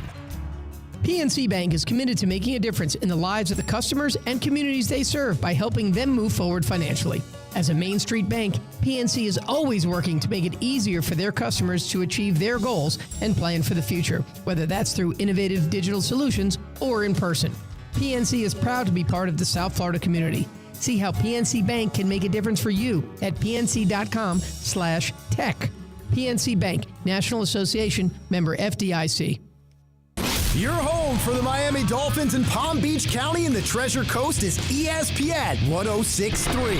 It's time to put your fins up. Don't miss a second of the action as Tyreek and company look to conquer the toughest division in football. You're listening to ESPN West Palm's coverage of the Miami Dolphins. Home or away, Sunday, Monday, or Thursday. Regular season or postseason, the Miami Dolphins play right here on ESPN 1063. Presented by Twin Peaks, South Florida Ford, and PNC Bank. ESPN 1063 is presented by Rubenstein Law. 1-800-FL-LEGAL. Car accident, truck accident, Uber or Lyft accident, or a slip and fall. Call Rubenstein Law. Call 1-800-FL-LEGAL and visit one of our offices throughout Florida. Good Greek moving and storage. Your superhero movers. Hi, this is Evan Cohen. I'm back, baby! Unsportsmanlike every morning, 6 to 10 a.m. right here on ESPN 1063. Want to accelerate your career as a manager or executive in the exciting industry of sports? Florida Atlantic University's MBA in Sport Management program is ranked #1 in Florida and 10th in the world. Students learn practical and applied skills from top faculty and experts who work in the industry. With a 94% placement rate for all grads, the full-time MBA program sets students up for success in the world of sports. Check out Florida Atlantic University's MBA in Sport Management program today by going to business.fau.edu. What keeps us going during storm season? It's not the what, it's the who. It's the helpful neighbors, the extra milers, and the early risers. And when a storm hits, Florida needs a power company that's ready. At FPL, we're working every single day to build a stronger grid so you get the reliable electricity you need in good weather and bad. FPL, working for you every single day. Get ready at fpl.com/storm. Calling all sports fans, grab your MVP card and head to Duffy's where you can catch all of the action. Not an MVP? Sign up for free and start earning rewards today. Duffy's is voted the best sports grill year after year with their award-winning burgers and wings. Don't forget about Duffy's famous 2-for-1 drinks all day, every day. And with over 80 TVs in every location, you'll never miss a minute of the game. Visit Duffy'sMVP.com to learn more. Duffy's, our game is always on. Time now for a PNC pause. PNC Bank is committed to making a difference in the lives of the customers they serve in the South Florida community. See how at PNC.com. You're listening to ESPN 1063. Live from the Anajar and Levine Accident Attorney Studios. The man your man could smell it. Theo Dorsey is theoretically speaking. But are you a different animal and the same beast? Streaming live on YouTube. You're gonna break up with me because of what I do on the radio? Here's Theo Dorsey. Good people. Oh my. Oh me, oh my. I am feeling good today. I got my Strohs hat on. I got the city on the lid. And you know what I'm repping? I'm also stepping. It's your boy. We got Espresso Martina pulling up with us for the happy hour. What's happening with you, Tina? Happy Wednesday, Teddy. Goodness. Happy hump day to you as well. Glad to have you. Happy to be here. And on the ones and twos on the other side of the class, we do have the one and only C-Cat. What's shaking, baby? Just happy to be here. Blessed to wake up for another day of Theoretically Speaking on ESPN 1063. Just happy to be here. Happy to be involved. Delighted, if you will. Today's going to be a fun one because specifically we're going to, for the first time ever in the happy hour, we're going to welcome in a guy who doesn't even partake in alcoholic beverages in Evan Cohen. Yes. Evan Cohen from Unsportsmanlike, 6 to 10 a.m. Of course, he's a familiar face and voice here in Palm Beach County and the Treasure Coast. He is a weekly guest. We usually have him in the front end. So this is your treat. To everybody that joined us for the happy hour today, you get a special treat. You get a special appearance from Evan Cohen in the happy hour. What kind of virgin cocktail should we serve him up? What should we help my guy out with? Because I don't want to make him feel uncomfortable. You know when the guy comes with you to the bar that doesn't drink and you offer him to get him a drink and then he tells you and then everything gets a little awkward? Like, we need to find something that's like pleasing to his palate. Pina colada. Like I've had a virgin pina colada. Yes, a virgin pina colada was my favorite drink on vacation when I was a kid. Oh my gosh, I killed so many of those things. I liked Shirley Temples growing up as a kid, and I thought those were virgin cocktails, but then I grew up to realize that you never really put alcohol in a Shirley Temple. I loved Shirley Temples growing up. I used to get them all the time. But there's no alcoholic version of a Shirley Temple, right? I feel like vodka would only ruin it. Yeah, I went to a wedding in Miami last year, I think, and they ordered a Shirley Temple. They had such a slim open bar menu that I was kind of I saw grenadine there. You didn't want to admit to it. I saw Sprite, and I was like, "Can I have a dirty Shirley Temple?" And they were is that what they call it? Yeah, a dirty Shirley. And they were like, "What?" And I was like, "Never mind." A little louder, please. Rum and Coke, thank you. And tip $20. Like, don't talk to me. I was not here. I was never here. That's the thing too. Is like I guess I never would have known because I didn't think to do it. But is it brandy that they put in the dirty Shirley or just grenadine and Sprite? I know, but I'm saying like, what would be the alcohol? Oh, sorry. Yeah, I don't know. I think just vodka. I feel like it'd be vodka. Vodka makes the most sense because it's Sprite, but then also like a coconut rum, perhaps. Oh, that's kind of the most like sweetest. Yeah, I think that would work. Help us out here. Help us out here on Theoretically Speaking in the happy hour. We're inviting in our friend. He doesn't drink. We're trying to figure out which virgin cocktail to serve up our friend Evan Cohen. 888-760-3776. 888-760-3776. What is a friendly offering to our guy who wants to join and talk some sports? We're going to be talking NFL, contenders to the really the favorites in both conferences. And I'm just curious on his behalf, what might, invite him in, make him feel more welcomed here in the happy hour. And I don't know if a Shirley Temple would do it for him. I feel like he's probably going to want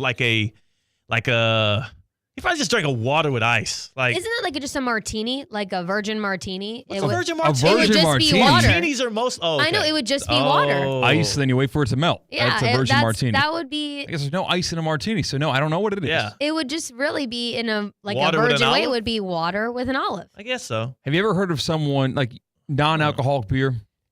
That's silly to me. But yes, I have heard of it. Yes. So I think that non-alcoholic beer should be treated like a nicotine patch. Where like if you're trying to get off the stuff and that's your way of not damaging your lives anymore, but it still tastes like it. I've never heard of somebody who I just like the taste. Like, no, do I have a Coke, a Pepsi, or a non-alcoholic beer? Right. And they just like the taste of beer but don't want to get buzzed. It is. That is a thing for real. And then also when I found out about non-alcoholic alcohol, like there's liquors out there that you can buy that have no alcohol substance in them, but it feels like you're drinking liquor. And for those that are weaning themselves off of alcohol, which again, I would say, congratulations to you. You're doing a good job out there, people who are weaning themselves off of the stuff. I don't think I would ever, let's say one day I decided to stop drinking, I don't think I would ever even consider purchasing non-alcoholic liquor because I'm like, well, that's the worst part of it is the way that it, the shock in your mouth that it tastes. I'm like, I don't want it. That's insane to me. Having a non-alcoholic liquor. It's real, but again, it's similar to the nicotine patch thing, similar to, like you said, the non-alcoholic beers. Sometimes you get addicted to the very habit, right? You get addicted to the feel, the taste, because your body starts to build up this chemical, slightly chemical dependency on it. And so it feels like the same thing, but you're not getting the same poor results of it. I understand it. Again, if you talk to people that are associated with Alcoholics Anonymous and all of that, they'll tell you there's some expertise here. But so I don't want to criticize people for doing it, but I would never. 888-760-3776. Before we get into the sports talk again, before we get to talking NFL and also the college football 12-team playoff, we're just curious. What should we give our guy, Evan Cohen from Unsportsmanlike, as a non-alcoholic beverage in the happy hour here? We got Bill in Port St. Lucie. He's a bartender, and he joins us on the Baptist Health hotline right now. Bill, first off, happy hump day to you. How are you doing? Hey, I'm doing my best. I'm working hard. I'm doing everything I can to make sure my family is secure and happy. That's what we're all trying to do. I love it, Bill. So, Bill, you're a bartender. you've experienced a lot of different times serving people virgin cocktails. What's one of the hottest ones? My go-to when somebody wanted to fit in but still not be alcoholic was something in a small glass. It would be cranberry juice, Sprite, and a squeeze of lime with a small straw. So it looked the part, but it wasn't alcoholic. I like that. That looks. I mean, and also it gives you. It's kind of a vibe. It gives you a little twang. It's kind of nice. You can cheers with it. Mm-hmm. People aren't asking you questions all night about why aren't you drinking? Why aren't you drinking? Right. It's a smooth move, Bill. I got a question for Bill. Is there any indicator that a bartender and the bartenders, like as a nation, kind of understand where you maybe put the straw on a different side of the drink, or you put a different citrus in the drink to indicate that it's a non-alcoholic drink? Is there anything like that?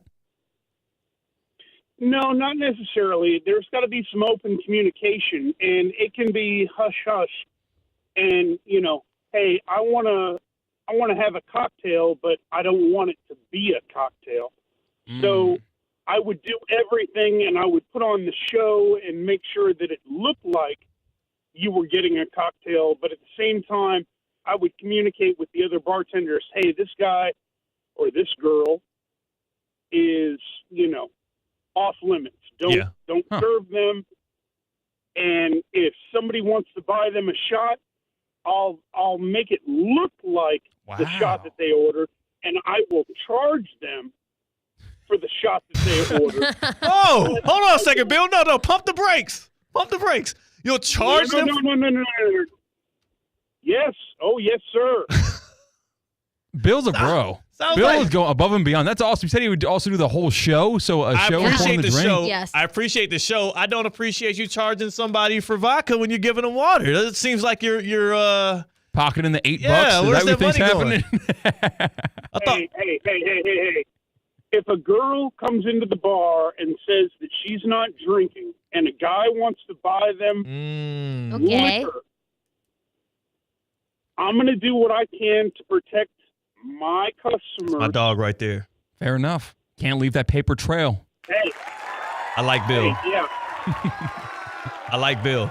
Bill, that's a smooth move. That's savvy. That's why you are an expert in that, and I shouldn't have criticized you too early on pocketing the extra money for the shot. It's just $8, and you're protecting people out there, specifically women. You're right. You're protecting women out there that might be getting preyed on by dudes trying to get them a little too boozed up. I appreciate you tapping in, Bill. Appreciate your expertise. Praying for your family. Hope you can keep them safe, like you said, and keep putting that bread on the table through bartending as well to keep them happy and good. That's why we have guys like Bill as fans here of Theoretically Speaking. They help us out. So what's the drink again he said we'll give Evan Cohen? Cranberry. A cranberry, Sprite, yeah, and a squeeze of lime. With a straw. I would say I've fooled my friends going out. Like if I didn't want to continue drinking, I will have like sometimes like a tequila water or tequila ginger ale. Yeah. And I've told bartenders like, hey, I just want to do a water, but can you put a lime in there as well? Or a lemon, usually a lime, like it's just so my friends think I'm still having tequila waters or just ginger ale. Right. Because they can't tell the difference at all. What is it with that? Like, I don't understand why it becomes such an ordeal when you're out with people and you don't want to drink. And maybe you're a person that usually does drink with folks and you don't, but you get the third degree from them over and over again at the bar and whatnot. I'm like, that's why, like, for you, Tina, that's your way of approaching it. Whenever I'm not drinking, maybe I'm on a fast, maybe I'm doing 75 hard, watching out for my diet or whatnot. I just like, no, I'm not drinking tonight. And stop bothering me. If I'm like going there and not drinking, that's an obvious, like I'm telling them. This was like a night where it's like, you've already been drinking. We'd already had been. And I think like you get to a certain point where you are like, come on, like keep going. Like we're having fun. Like, you're maybe bar hopping and it's an easy way to have them not ask you again, like, oh, what are you drinking? Like they just assume that you do still have like you're using your same usual drink. Micro wrestling, CCAT. Maybe you should have did that then instead of jumping on stage and embarrassing us and getting us that trash can. You're acting as if my spontaneous want to spend $100 to win a micro wrestling trash can that was signed from Big Boss Lady Mama and Too Tall and all of the micro wrestlers. You think that was influenced by alcohol? No, I would hope. No, He that was went childlike wonder. I would absolutely hope that was influenced by alcohol. He went there on a mission. And again, when I was like, C-Cat, you're going to get kicked out. He's like, Tina, I'm going to get hired. I know what I'm doing, and they love this. Have you gotten a call back from them yet? No, not yet, but I will be working with them or some highest bidder soon. I will be ring announcing. I might even be in the ring. Who knows? I can honestly see that for C-Cat, though. When we went to the wrestling event, what was that? Monday Night Raw. Monday Night Raw at, what was it? Amerant Bank Arena. Yes. Home of the Panthers. He was in it. Oh, yes. He was locked in. Buddy was zoned. I was like, oh, this is his stuff. Mm-hmm. Yeah. And I wish the crowd around us at Micro Wrestling was as into it as C-Cat and Brian Rowitz, but they were the only two that knew the chants. And he said, he was like, Tina, they love that I'm doing this. They love that I'm heckling them. They want this. And the rest of the crowd was really there to just see the show and had no idea. Again, they were probably looking at C-Cat and hearing C-Cat what is this guy doing? Get him out of here. Yeah. I had 85% of the room hating me, but the other 15% loving me. He was trying to get me up into that ring. He kept saying, Tina, Tina. Oh, my God. They were asking. They were trying to see who you were on air with? There was a male dancer who was of the micro variety who was doing a dance in there with a couple of ladies who brought singles in.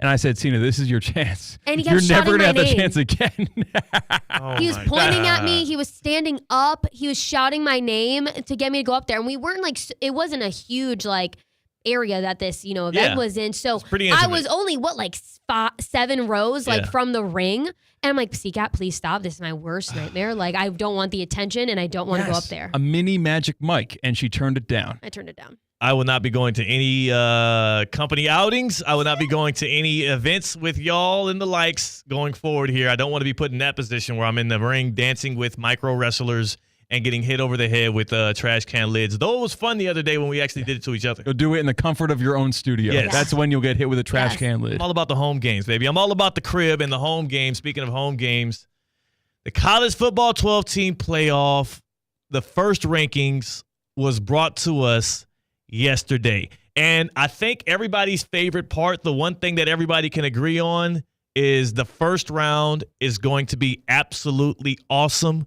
What we're looking at right now, if you take it at face value, which again, it's going to change by the end of the year, what we're looking at right now is Indiana having Tennessee at home to kick this thing off. Imagine that. Imagine that up in Indiana. That crowd with a football, not basketball, having a football crowd pack a stadium to play up against the guys like the Volunteers. Then you would have Ohio State hosting Boise State. That'll be a packed one as well. Texas having, we already know what Texas, Alabama would look like out there in Austin. And then you would have the Nittany Lions hopefully getting the night game, a whiteout game, hosting Notre Dame. That would just be the start of it all because you have 4 other teams waiting with a bye week. The 12-team playoff is going to be magnificent. I just do hate it for my Miami Hurricanes. And also another team that's mad that there were 1 year, I guess the timing of the 12-team playoff kicking in. Florida State would have had their shot last year. Yeah. They would have had their shot. They could have proved themselves, likely not with a bye week, but they would have gotten in last year. They could have gotten embarrassed with all of their starters playing. That's how it would have worked. That's the funny thing about, when are we going to finally be able to have that conversation comfortably? In this office, maybe never. Never. This office has way too many Noles fans. Yes. And they are not just biased. They look at you with a very, an angry, very aggressive eye if you say anything one way or the other about the Noles. But they are, and I'm not saying this to twist the knife. I'm really not being the antagonizer that I often choose to be. They've lost so many games. Are they still a one-win team? They've only won 1 game this season. So they're so deep in the pit of despair where it's not that funny to make fun of this year's team anymore. If they were a 4-win team, you could still poke fun at their losses, but now there's so many of them that the joke wears thin. The horse is dead, and you keep on beating it. So I've laid off of my colleagues that are Florida State fans. It's no longer necessary. It's no longer necessary to make fun of the Noles. I will say this. So they have Notre Dame this weekend. They end the season at home against the Florida Gators. Those are both losses. We know that. Yeah. We can chalk those up. Week 13 is home against Charleston Southern. Florida State is going to be at the crib in Tallahassee against Charleston Southern. Likely not going to have a lot of fans in that stadium. There's a chance Charleston Southern comes out and gets the dope going and we might see a little bit of that action in there. But Charleston Southern actually is abysmal. Like, they've had some years where they've been good. They're 1-8 on the year. We're going to see a game. Again, when we first saw this Florida State schedule come out, you were looking at that game at the end of the year as, okay, that's a cupcake game. Florida State gets to play a Charleston Southern team to give themselves a little bit of a break before Florida, before the ACC title game. Week 13 is going to be 2 one-loss teams going up against each other, or 1-win teams going up against each other, and it's going to be Charleston Southern at Florida State. That is going to be the weirdest. Like, what do you even put as the line on that one? That and what's the conversation like in the week leading up to that game for head coach Mike Norvell and that team that you rewind 5 months and they're thinking they can't leave us out of the playoff this time. It's all within grasp, all in front of us. Let's do this. Coach of the year last year, got a new transfer quarterback in from another big school. Yeah, it's time, Knowles Nation. And what are you saying in 3 weeks from now? Thanks for showing up to practice, guys. Thanks. If they lose to Charleston Southern, I don't think they should show up for the following game against Florida. I think they should forfeit that game and not even it's not even worth the home gate. It's not worth the home gate. You can't forfeit? I can't forfeit. You can if you lose to Charleston Southern at home the week before. I don't think a fan will show up at the Doak for Florida versus Florida State if Florida State goes in there 1 win and your last I think the fan base so at ugly. FSU. So when I went and toured FSU, which again they were much better when I was touring them to go to school much better there. than this. Much Wow. better than this. How could they be? But it's insane. Like the town is so where's a fan? Like every restaurant you went to, they had shirts. Everyone was wearing shirts outside of football season. Like and just they support the school. I think no matter what their record is, like Florida State fans show up. They do. They do, and I don't think it'll be empty. The the team fans doesn't. will be there. I think the team may, maybe not. The fans should boycott that game. They should boycott that game if they can't get past Charleston Southern. That's all I'm saying. Like, if y'all gonna waste my time, then yeah, I ain't gonna volunteer for you to do it again. Also, the price of admission, that's gonna be probably the lowest price of admission game, maybe in the past 5 decades for Florida State when they host Charleston Southern Saturday, November 23rd. Like, you could probably get some $5 tickets right there at Hatfield. Like, I'm not even being facetious. Florida State's another story because I'm sure Gainesville's going to pack it out to watch them stomp on the nose. We're going to bring Evan Cohen from Unsportsmanlike in just a few minutes here. We're going to talk some NFL. I promise you we keep on teasing it. I promise you we get to it. When we bring Evan in, we're going to grade the trade deadline deals as well as talk about which contenders in the AFC and NFC are going to be the biggest threat to the Chiefs and the Lions. But before we get to that, get to exercising our brain cells on National Football League talk, how about we tap in with the workout queen herself, Tina, who frequents the gym called F45. I do. I love me some exercise and fitness. And F45, I say it all the time, I'm obsessed with that place. I go to it so many times during the week. I go to the 5:15 classes. I've been even going to some 6 p.m. classes, sleeping in a little bit. But they have times in the morning, in the evening, in the afternoon, whatever works best for your schedule. F45 Palm Beach Gardens, F45 West Palm Beach. The holidays are coming up. If you want to just, maybe divulge a little bit in the food, you get a workout in afterwards before, there's Thanksgiving 5Ks. Maybe instead of doing a 5K, you do a little F45 workout before that or after. F45 Palm Beach Gardens, F45 West Palm Beach. Check out their Instagram to see all the specials that they've got going on, or go to F45.com to find a location near you. Oh, you gotta love it. Oh, you gotta love it. Here we are in the YouTube stream presented by Prize Picks. Jay Way says, I don't care what people think, Ohio State isn't top 3. I'm just saying. I don't know how far down the line you can push Ohio State because they have the Penn State win and they lost on a single play against Oregon, who's the number 1 team in the nation. So though I agree with him, Will Howard doesn't frighten me at all. The $20 million roster I'm not as nervous about. Ryan Day has proven to be himself as a guy that has not come up big in the big games. I mean, it's their resume is their resume. I think he's got a point, though. The loss that Georgia has to Alabama, coin flip game, close one in the SEC. The CFP committee has decided that loss is not as worthy as Ohio State's loss to Oregon. However, I believe Georgia's best win is better than Ohio State's best win over Penn State. So it kind of judges on what do you value more, having a better loss or a better win. But if you base it on what they gave us for their rankings, Texas is 5, Penn State is 6. So I see what you're saying. It's right there. It's neck and neck. Yeah. I think it's neck and neck, and that's what we got. I mean, one team had to be ranked ahead of the other, and Ohio State just got the nudge probably by like a small percentage point. But also, Georgia kind of dominated Texas, and they controlled that game. Yeah. They were the better football team in that game. And for a half against Alabama. Ohio State was playing within one possession. And like you said, yes, and for a half against Alabama. I think he's got a point there. It's just that a 1-point loss to the number 1 team, it's hard to put them lower than 2. It's crowded at the top this year, which is shaping up for an exciting next 2 months. This finish is going to be insane. And you know which team doesn't have to worry about it until the conference title game? Who's that? My Miami Hurricanes. They're going to be cruising. I like the Miami schedule at the end of this year, and really the whole entirety of the year, very, very much so a cakewalk. Even as a Canes fan, I can admit it's a cakewalk. I feel like it's the best offense in the land, so at least it's a fun cakewalk, but you're going to wrap it up with at Georgia Tech, home against Wake Forest, and then at Syracuse. Very non-threatening November for Miami. So do not trip over yourselves, and you'll end up in Charlotte against likely SMU, and that's the next time we'll see Miami have a formidable opponent.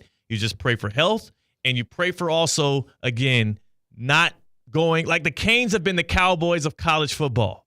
Just don't do that, and you'll be fine. We're going to bring in Evan Cohen on the Baptist Health Hotline on the other side. He's going to jump in, and we're going to talk some NFL. We're also going to offer him up, courtesy of our guy Bill in Port St. Lucie, a cranberry Sprite with a little, like a hint of lime. We'll see if he appreciates our mocktail for our friend Evan Cohen from Unsportsmanlike in the happy hour here. And we're going to bring him on the Baptist Health Hotline. You know what Baptist Health Orthopedic Care does for you. You know that if you're having some joint pain, they're the place to go because, I mean, let's be honest with each other. Is joint pain affecting your quality of life? At Baptist Health Orthopedic Care, our team is experienced in traditional joint replacement surgery as well as new, less invasive treatments with the goal of returning you to what you love as quickly as possible. Learn more by visiting baptisthealth.net/ortho today. Baptist Health Orthopedic Care combines its resources of experienced physicians and leading-edge treatments and technology to provide advanced orthopedic, foot and ankle, joint replacement, spine, and sports medicine care. Visit baptisthealth.net/ortho for more information today. Baptist Health Orthopedic Care has offices conveniently located in Palm Beach County through the Florida Keys. Learn more by visiting baptisthealth.net/ortho. On the other side, we bring in our friend Evan Cohen. The happy hour continues on Theoretically Speaking on ESPN 106.3. Live from the Anajar and Levine Accident Attorney Studios. Anajar and Levine Accident Attorneys. Call 1-800-747-FREE. This is ESPN 106.3. The quality of our choices affects the quality of our lives. So, when it comes to how you move, do you choose to see a doctor or go to the #1 orthopedic specialist in the world, backed by a team who custom tailor your treatment? Do you choose to live with limitations or live life to the fullest by going to the place that's #1 at getting people back to what they love? Choose better, move better. Locations in West Palm Beach and Wellington. Learn more at hss.edu/Florida. This is the Delray Beach Open. Don't miss today's top professional tennis stars and legends in downtown Delray Beach. February 7th through 16th. It's 10 days of tennis on the Ave. 140 miles per hour aces, parties, music, art, and all the good vibes. Come for the nonstop action on and off the court. Snap pics and post memories at the DBO. Join us for a jam-packed week of ATP tennis matches. More fun, more food, more drink, more parties, more of everything. DelrayBeachOpen.com for info.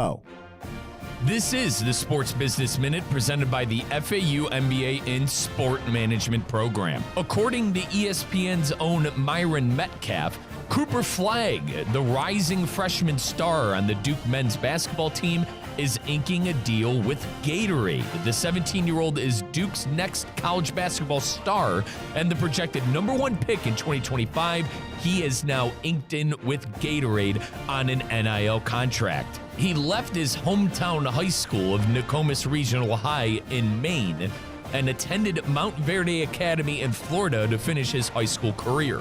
This is the Sports Business Minute presented by the FAU MBA in Sport Management program. Accelerate your career in sports with the program committed to developing top-notch executives and managers with a focus on the job placement for students and graduates. The FAU MBA in Sport Management program.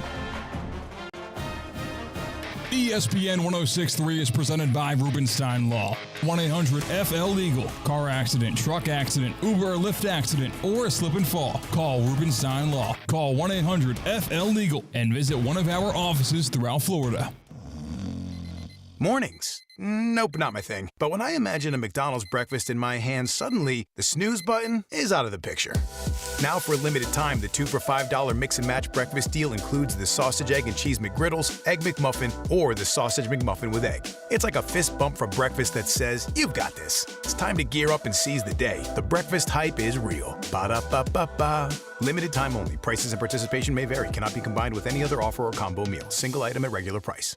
Attention chicken lovers, we asked for it and McDonald's came through. Introducing the Chicken Big Mac. Treat yourself to the mouth-watering perfection of a Chicken Big Mac. 2 tender, juicy chicken patties sandwiched between a sesame seed bun, plus classic Big Mac sauce, tangy pickles, crisp lettuce, and a melty slice of American cheese. Hey chicken lovers, we did it. Order ahead in the McDonald's app and save 20% on orders over $10. Ba-da-ba-ba-ba. Offer valid through 12/31/24. Participating McDonald's. Valid once a day. Excludes tax. Must opt into rewards. Your home for the Miami Dolphins in Palm Beach County and the Treasure Coast is ESPN 1063.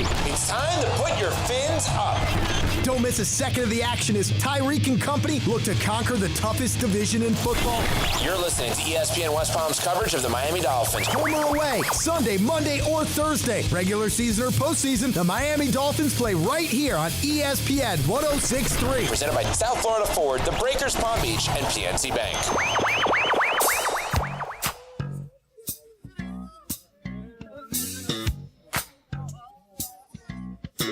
Live from the Anajar and Levine Accident Attorney Studios, Theo Dorsey is Theoretically Speaking.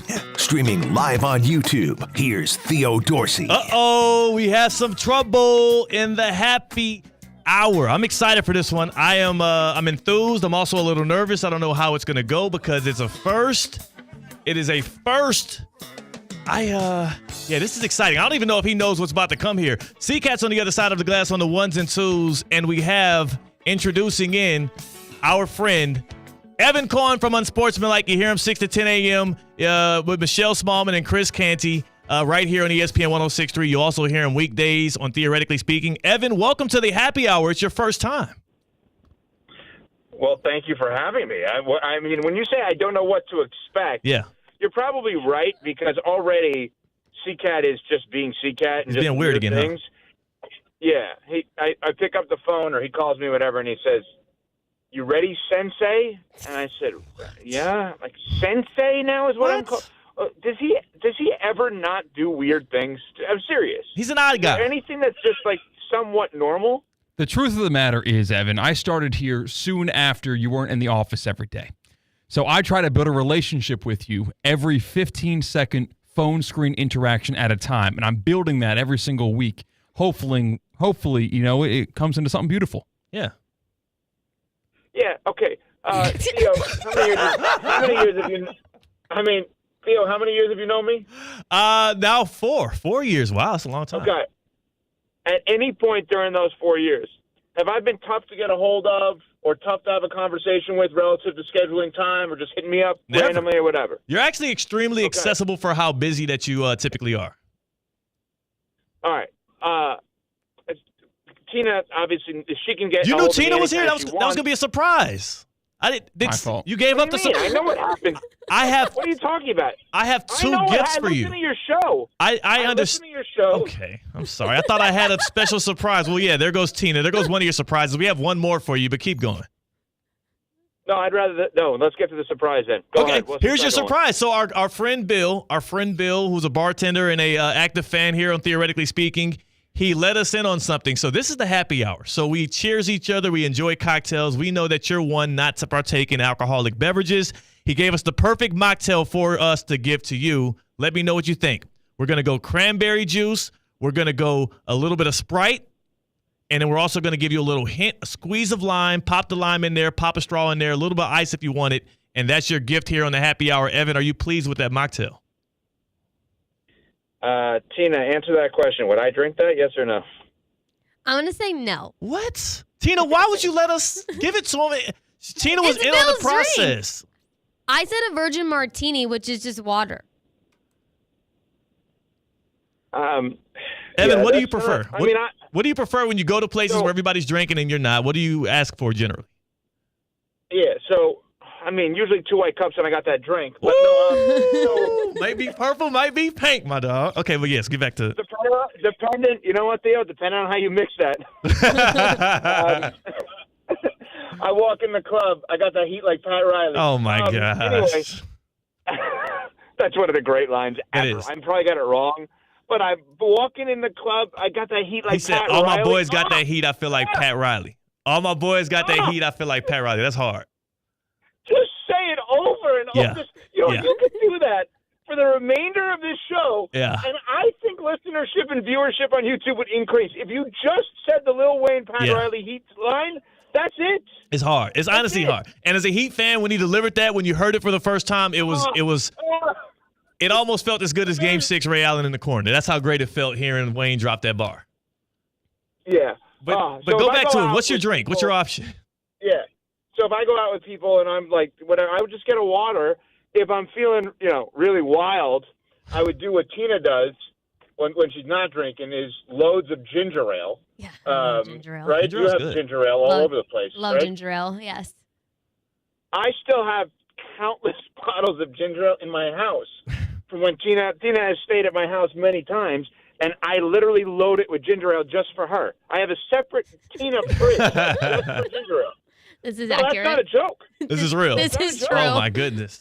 Espresso Martina. No, I'm not lying about this. No, not at all. Espresso Martina. You know we call her Espresso Martina right now. That's because her favorite drink right now is an Espresso Martini, but with tequila, which makes it an Espresso Martina. It's her little flair. So we actually had a discussion about the Espresso Martini today on our show on the Sportsmanlike. We talking? Okay, so last December, we were at the Breakers, no big deal, and it was a Tuesday. It was a Tuesday night, and it's a lot of the Unsportsmanlike crew was there, and they all got espresso martinis, and I got a water. We were at HMF at the Breakers. Yeah. And they all thought I ordered a chocolate milk. I have no idea how that got accused of happening, but I'm like, listen, I'm weird. I get it. I'm not opposed to ordering a chocolate milk, but in what world do you go to the Breakers and order a chocolate milk? So why as an adult? What? So was your drink brown? No, that's the thing. I have no understanding as to why this rumor started about me, because I got what I normally get, which is a water. Because I have heard that. Maybe I do. No, wait. Theo, maybe you're onto something. Maybe I am misremembering and I actually got a ginger ale and it looked like a brownish tint, like you're saying.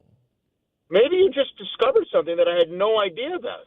Right, because that's why would they think but still, I would have I don't think any drink would look like a chocolate milk. Even a ginger ale, you'll see the little bubbles, the what do you call it? Not condensation, the carbonation in it, you'll see. Yeah. Whereas a chocolate milk is a very specific look to it. And I don't understand why they would accuse you of that. And I've heard people mention you like chocolate milk in the past, and I didn't understand why. But now I know. I know. I'm not a chocolate milk guy. I don't understand why. I'm not anti-chocolate milk. I can't even tell you the last time I had a chocolate milk. You know what recollection of the last milk time I had a chocolate stinks? And I don't understand, but I remember being in the middle school, high school lunch cafeteria, and I would see people with it on their tray, and I would almost vomit. Strawberry milk. Oh, no. Who's ordering that? Like, I don't understand. That should be illegal. That should be illegal. I've never had that, I don't think. It looks disgusting. It has a very repulsive scent to it when people open up the little carton, and I'm sure it tastes just the same. Evan Cohen from Unsportsmanlike joining us here on the Happy Hour. Tina right here. C-Cat there as well. We want to play a game with you. Not a game, but it's more so a segment we have here where we assess grades to things. This is going to be based on the NFL trade deadline deals that we saw come across the table. So, Evan, introducing to you the midday midterm.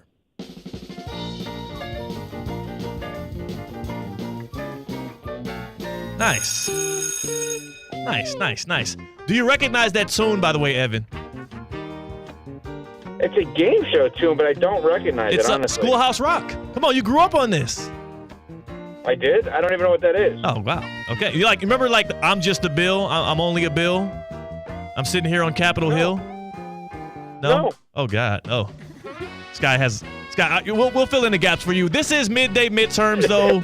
We are grading the trade deadline deals that happened in the NFL yesterday as we start to see who's going to be contending in both the AFC and the NFC. Evan, start us off here. What do you grade the Lions going out and getting Zadarius Smith from the Browns? Letter grade, I assume you want from me? Yes, please. Okay. This one, I'm not going to sit there and tell you I know every snap that Zadarius Smith has played, but this one I will grade an A simply because of the fact they didn't give up a lot and they're going for it, right? I think there has to be an acknowledgement, Theo, of when you're this close and this good, like the Detroit Lions are, I need to, if I'm a fan of yours, see you trying to go for it without mortgaging the now and without mortgaging the later. And that's exactly what they did. So I'm cool giving that one an A. Likewise, Evan. Likewise, I give it an A. I do feel like the process is there. We don't know how good Zadarius will be. The process is there. They didn't stand pat. I'm glad that they went for it. The Lions are going to be good. Let's throw another trade out there. This one, another NFC team that thinks they're contending. The Chiefs got Hopkins. The Bills got Amari Cooper. The Dallas Cowboys got Jonathan Mingo. Grade that for us, Evan Cohen. Yeah, I go with a D on that one, as in David. I listen, or Dorsey, I'll go with. There we go, yeah. So, I don't know why I went David over Dorsey. Yeah, here's the thing. The Cowboys are directionless. They have no idea what they're doing. They're absolutely lost right now. They have absolutely no present and no future. I believe the last 5 years, including this year, will be better than the next 5 years, as crazy as that sounds. So That's a great setup to say this. I understand why a team that's not really in it wants a reclamation project that a team could not necessarily make into something. I wouldn't know Jonathan Mingo if he walked in the house and took Tina's ginger ale, but I can tell you that I like the idea of the reclamation project. I don't like the team that's trying to reclaim that project. That's the thing. And what the Dallas Cowboys have to understand is they are similar to the team that they traded for him with. Yeah. They're the Carolina Panthers. They're way more your old team, Theo, than they are your new team. They're way more the Panthers than they are the Chiefs, and they think they're the Chiefs. That's part of the problem. Right. Well, and the difference is the Chiefs have Patrick Mahomes out there. The Cowboys going to have Cooper Rush for the next 4 weeks. So that's going to be a tantalizing play out of Jerry World. We are doing midday midterms with Evan Cohen here, grading the NFL trade deadline deals. How about this one? This is a team that actually feels like they are contending, and they might be right. The Steelers.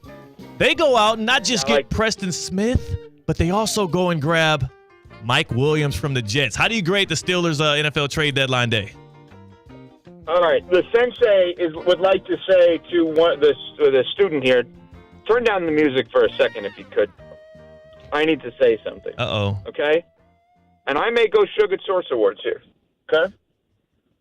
For all those people out there that after last season had the ridiculous takes of Mike Tomlin and the Steelers should part ways, it's time. When was the last time you won a playoff game? When was the last time you won a Super Bowl? You have no idea what the heck you're talking about. This man, along with Andy Reid, best coach in the NFL, best culture in the NFL, best leader of men in the NFL, best handler of circumstances and situations in the NFL. He is so damn good. I have fallen in love with Mike Tomlin over and over again for so many different reasons, and this is another one. The moment, Theo, he feels like they may be close, they don't break the bank for a bad trade. They tinker. Yeah, we'll take a flyer on Mike Williams, see what we can do with him. Wide receiver, Jets. We'll take a flyer on Preston Smith, outside linebacker, Packers. Been a sack guy in the past. See what we can do with them. If it works, great. If it doesn't, great. But you know what? I got them. Mike Tomlin. I'm speaking like him. I got these guys, my system. I'll make them work just like I do with everyone else. So you know what? Because of the thought process around it, I give that thing an A. The sensei says you could put the music back up because Mike Tomlin's that dude. Evan, I agree with everything you just said. Also, the one weird thing, if any other franchise had been trading for pieces from contending teams, remind you, the Jets are fighting to get in the playoffs. The Packers are fighting to be in the playoffs, or actually to win their division, and they traded with the Steelers. If any other team did that, I would question the move. I've learned I will never, ever again question Mike Tomlin when it comes to football decisions. That dude there is fortified. He's like the anti-Nick Sirianni. Wait, you just said something, Theo. You just brought up an angle, and you do this a lot to your credit that I had not thought about. Thank you. Your point here, this is a good one. Your point is, if a contender is trading off pieces, you don't want to be the incoming team, because why the heck would a contender trade off a good piece? Exactly. That's a very good point. Had not thought about that. You're right. But it actually, as you said, it actually adds to the Mike Tomlin story. He ain't worried about that. And that's what I'm saying. And he's so good at what he does. He's so fortified in his position that you don't question it. And if I'm the Jets, if you really do think that you're going to make the playoffs, you need injury insurance for Devontae Adams, for Allen Lazard, who's hurt right now. Why would you be trading a piece away?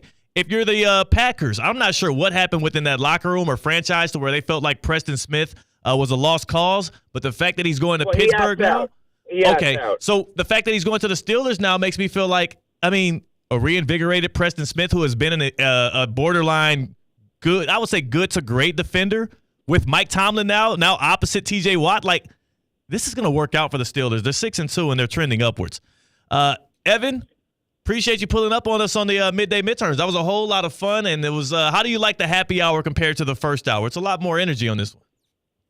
Yeah, I don't know that Tina actually said anything, but I'm fine not saying anything. I love having Evan on. I have an issue with Tina, so maybe she won't love this. Oh, no.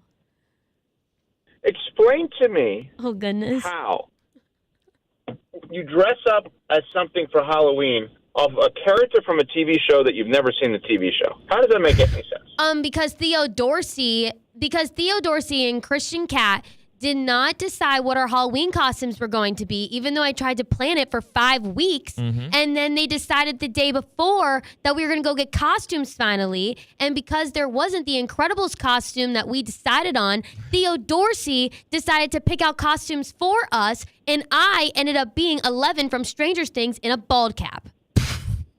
Yeah. Well, you've got to be able to see through this, because I'm all nice to Theo. I think he's awesome. But I also can read between the lines. Let me explain what that was. Uh-oh. He wanted to show off his arms in that jersey. No. You're damn right that's what it was. Yeah. Don't see my ones, don't see my guns. That's what it was. Exactly. All right? You know what? I don't blame him. I don't blame him. False if I looked like that, I wouldn't even wear a shirt. I'd go Baywatch as my costume if I were him. But that's a terrible job by you, because you got to know, if anyone at ESPN West Palm is going to try to do a revealing costume, it's only one guy, and it's Theo. That is, I refute these accusations. I will also say, come on. The reason why we did day of costumes is because what is the scariest thing of them all? The fear of the unknown. So in spooky season themed, I wanted to make it a little bit of a surprise element. And we had some fun as Stranger Things. It worked out. And I didn't want to have the guns out, Evan. That was the only, that was the brother. He was the one brother in Stranger Things, and Lucas, his outfit was a jersey. What can I do? Quick 5 seconds. Evan, if you were here the good old days in the office of ESPN West Palm, would you have allowed us to hit you over the head with a trash can lid? Yeah. Would you allow to take a headshot or no? Yeah, I would do that. I mean, all right, cool. Yeah, I would do that.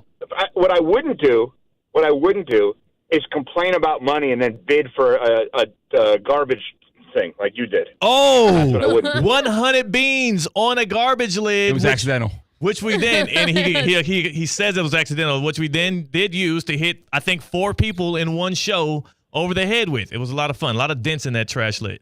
Have you guys ever seen Stephanie Prince in her wrestling thing that we did in Port St. Lucie? I need to see this. Heck no, we haven't. Is this on YouTube? Oh, you haven't seen Stephanie Prince in the ring? Is this on YouTube? Oh, there's pictures of it with her fighting a guy on stilts. Wow. Oh, my gosh. We have to get this. Tina, help us get our hands on this ASAP. Yeah, I have a bunch of pictures of Stephanie that she probably doesn't want out there, but that one specifically, you guys can look at. I was about to say we're gonna get our hands on that ASAP and put it up on the stream. Evan, appreciate your time, man. We'll tap in with you soon. All right, thanks, guys. That's Evan Cohen on the Baptist Health Hotline from Unsportsmanlike 6 to 10 a.m. here on ESPN 106.3. Every 40 seconds, a child is reported missing. That's 2,000 children every single day. It's a heart-wrenching reality that we can no longer ignore. Find the Children is a non-profit organization dedicated to helping find missing kids. You can be a part of their mission by donating your unwanted vehicle, running or not. Call 1-800-294-0222. We guarantee that you will receive the maximum tax deduction. We provide fast, free pickup with 24-hour response. Call 1-800-294-0222. Find the Children provides crucial resources to help find missing children and educational materials to teach kids how to recognize and avoid predators. Our recovery programs have a proven track record of reuniting kids with their families. It's time to act. Donate your unwanted or unused car. Help us build a world where every child is safe. Pick up the phone and call 1-800-294-0222. Together, we can bring these kids home safely. This advertisement was paid for in partnership with Cars R Us and Find the Children.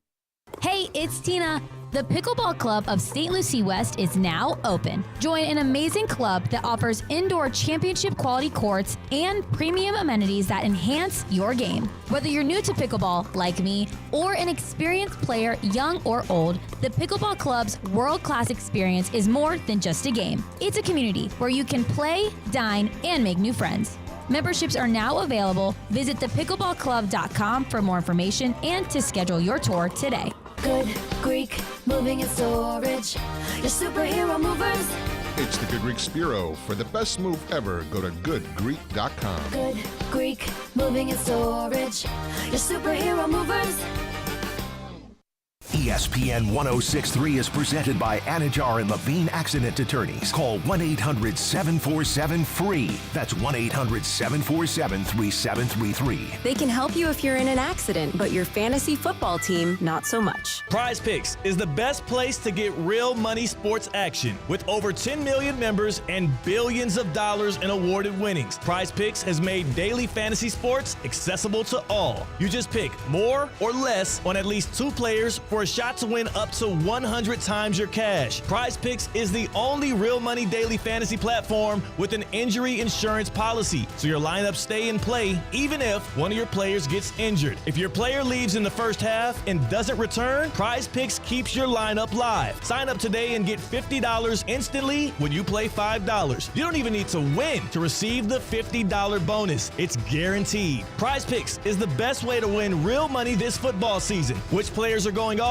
Which ones aren't? Make your picks in less than 60 seconds and turn your sports opinions into real money all season long on Prize Picks. Download the app today and use code THEOD to get $50 instantly after you play your first $5 lineup. Live from the Anajar and Levine Accident Attorney Studios, Theo Dorsey is Theoretically Speaking. Streaming live on YouTube, here's Theo Dorsey. We're going to get to, on tomorrow's show, the contenders in both the AFC and the NFC that we feel most confident can give a threatening blow to the Lions and the Chiefs. That'll be addressed tomorrow. Before we get out of here, I do want to address one thing, C-Cat, because you were high on it as well. Joel Embiid going to serve a 3-game suspension for shoving the columnist in Philadelphia, Marcus Hayes, who wrote a column criticizing Embiid's absence, criticizing his injuries and him not coming up and showing up for the Sixers, especially in a pivotal year, but decided to tie in Embiid's late little brother and his son. What the columnist did was totally out of line. What Joel Embiid did, I feel like, went short of what I would have wanted to do to that columnist had he brought up my family in that way, being disrespectful. I'm not sure what their history is as well. I will say this, too, though, for Joel Embiid. 3-game suspension from the NBA, that's fair. Oh, with how much he's making unpaid, that's fine. It's fair. It's worth it to him, too. If you're Embiid, 3-game suspension is worth it. for you kind of sending a bit of a message. Now, you can't be putting your hands on people. Violence is not the answer. But too many people today speak, write, tweet, comment, and think that there should be no repercussions for their actions. There's no checks and balances these days with how ridiculous and ignorant people can be. And people need to be reminded, like with Jason Kelsey and the guy in the street, like there was a day it could get real vicious out here if you try me the wrong way. There's nowhere to hide when it's just you and me. Yeah. The screens separate us, but man to man, act right. Just know that. So Embiid, 3 games well deserved. Go in love, go in peace, go in joy to the good people. There's something that binds us all. The constant hunger to improve. The obsession with every detail. And the reward of a custom fitting taking your game to a whole new level. We're all bound by 2 words said by golfers worldwide. Schedule your fitting at Edwin Watts Golf Shops. Find your local store at worldwidegolf.com. Get there. I'm still going for it, even with higher stroke risk from atrial fibrillation, an irregular heartbeat not caused by a heart valve problem. Over a 3-year study, Eliquis apixaban tablets reduce stroke risk better than warfarin, and over 97% of Eliquis patients did not experience a stroke. A first stroke occurred in 2.9% of warfarin patients versus 2.3% of Eliquis patients.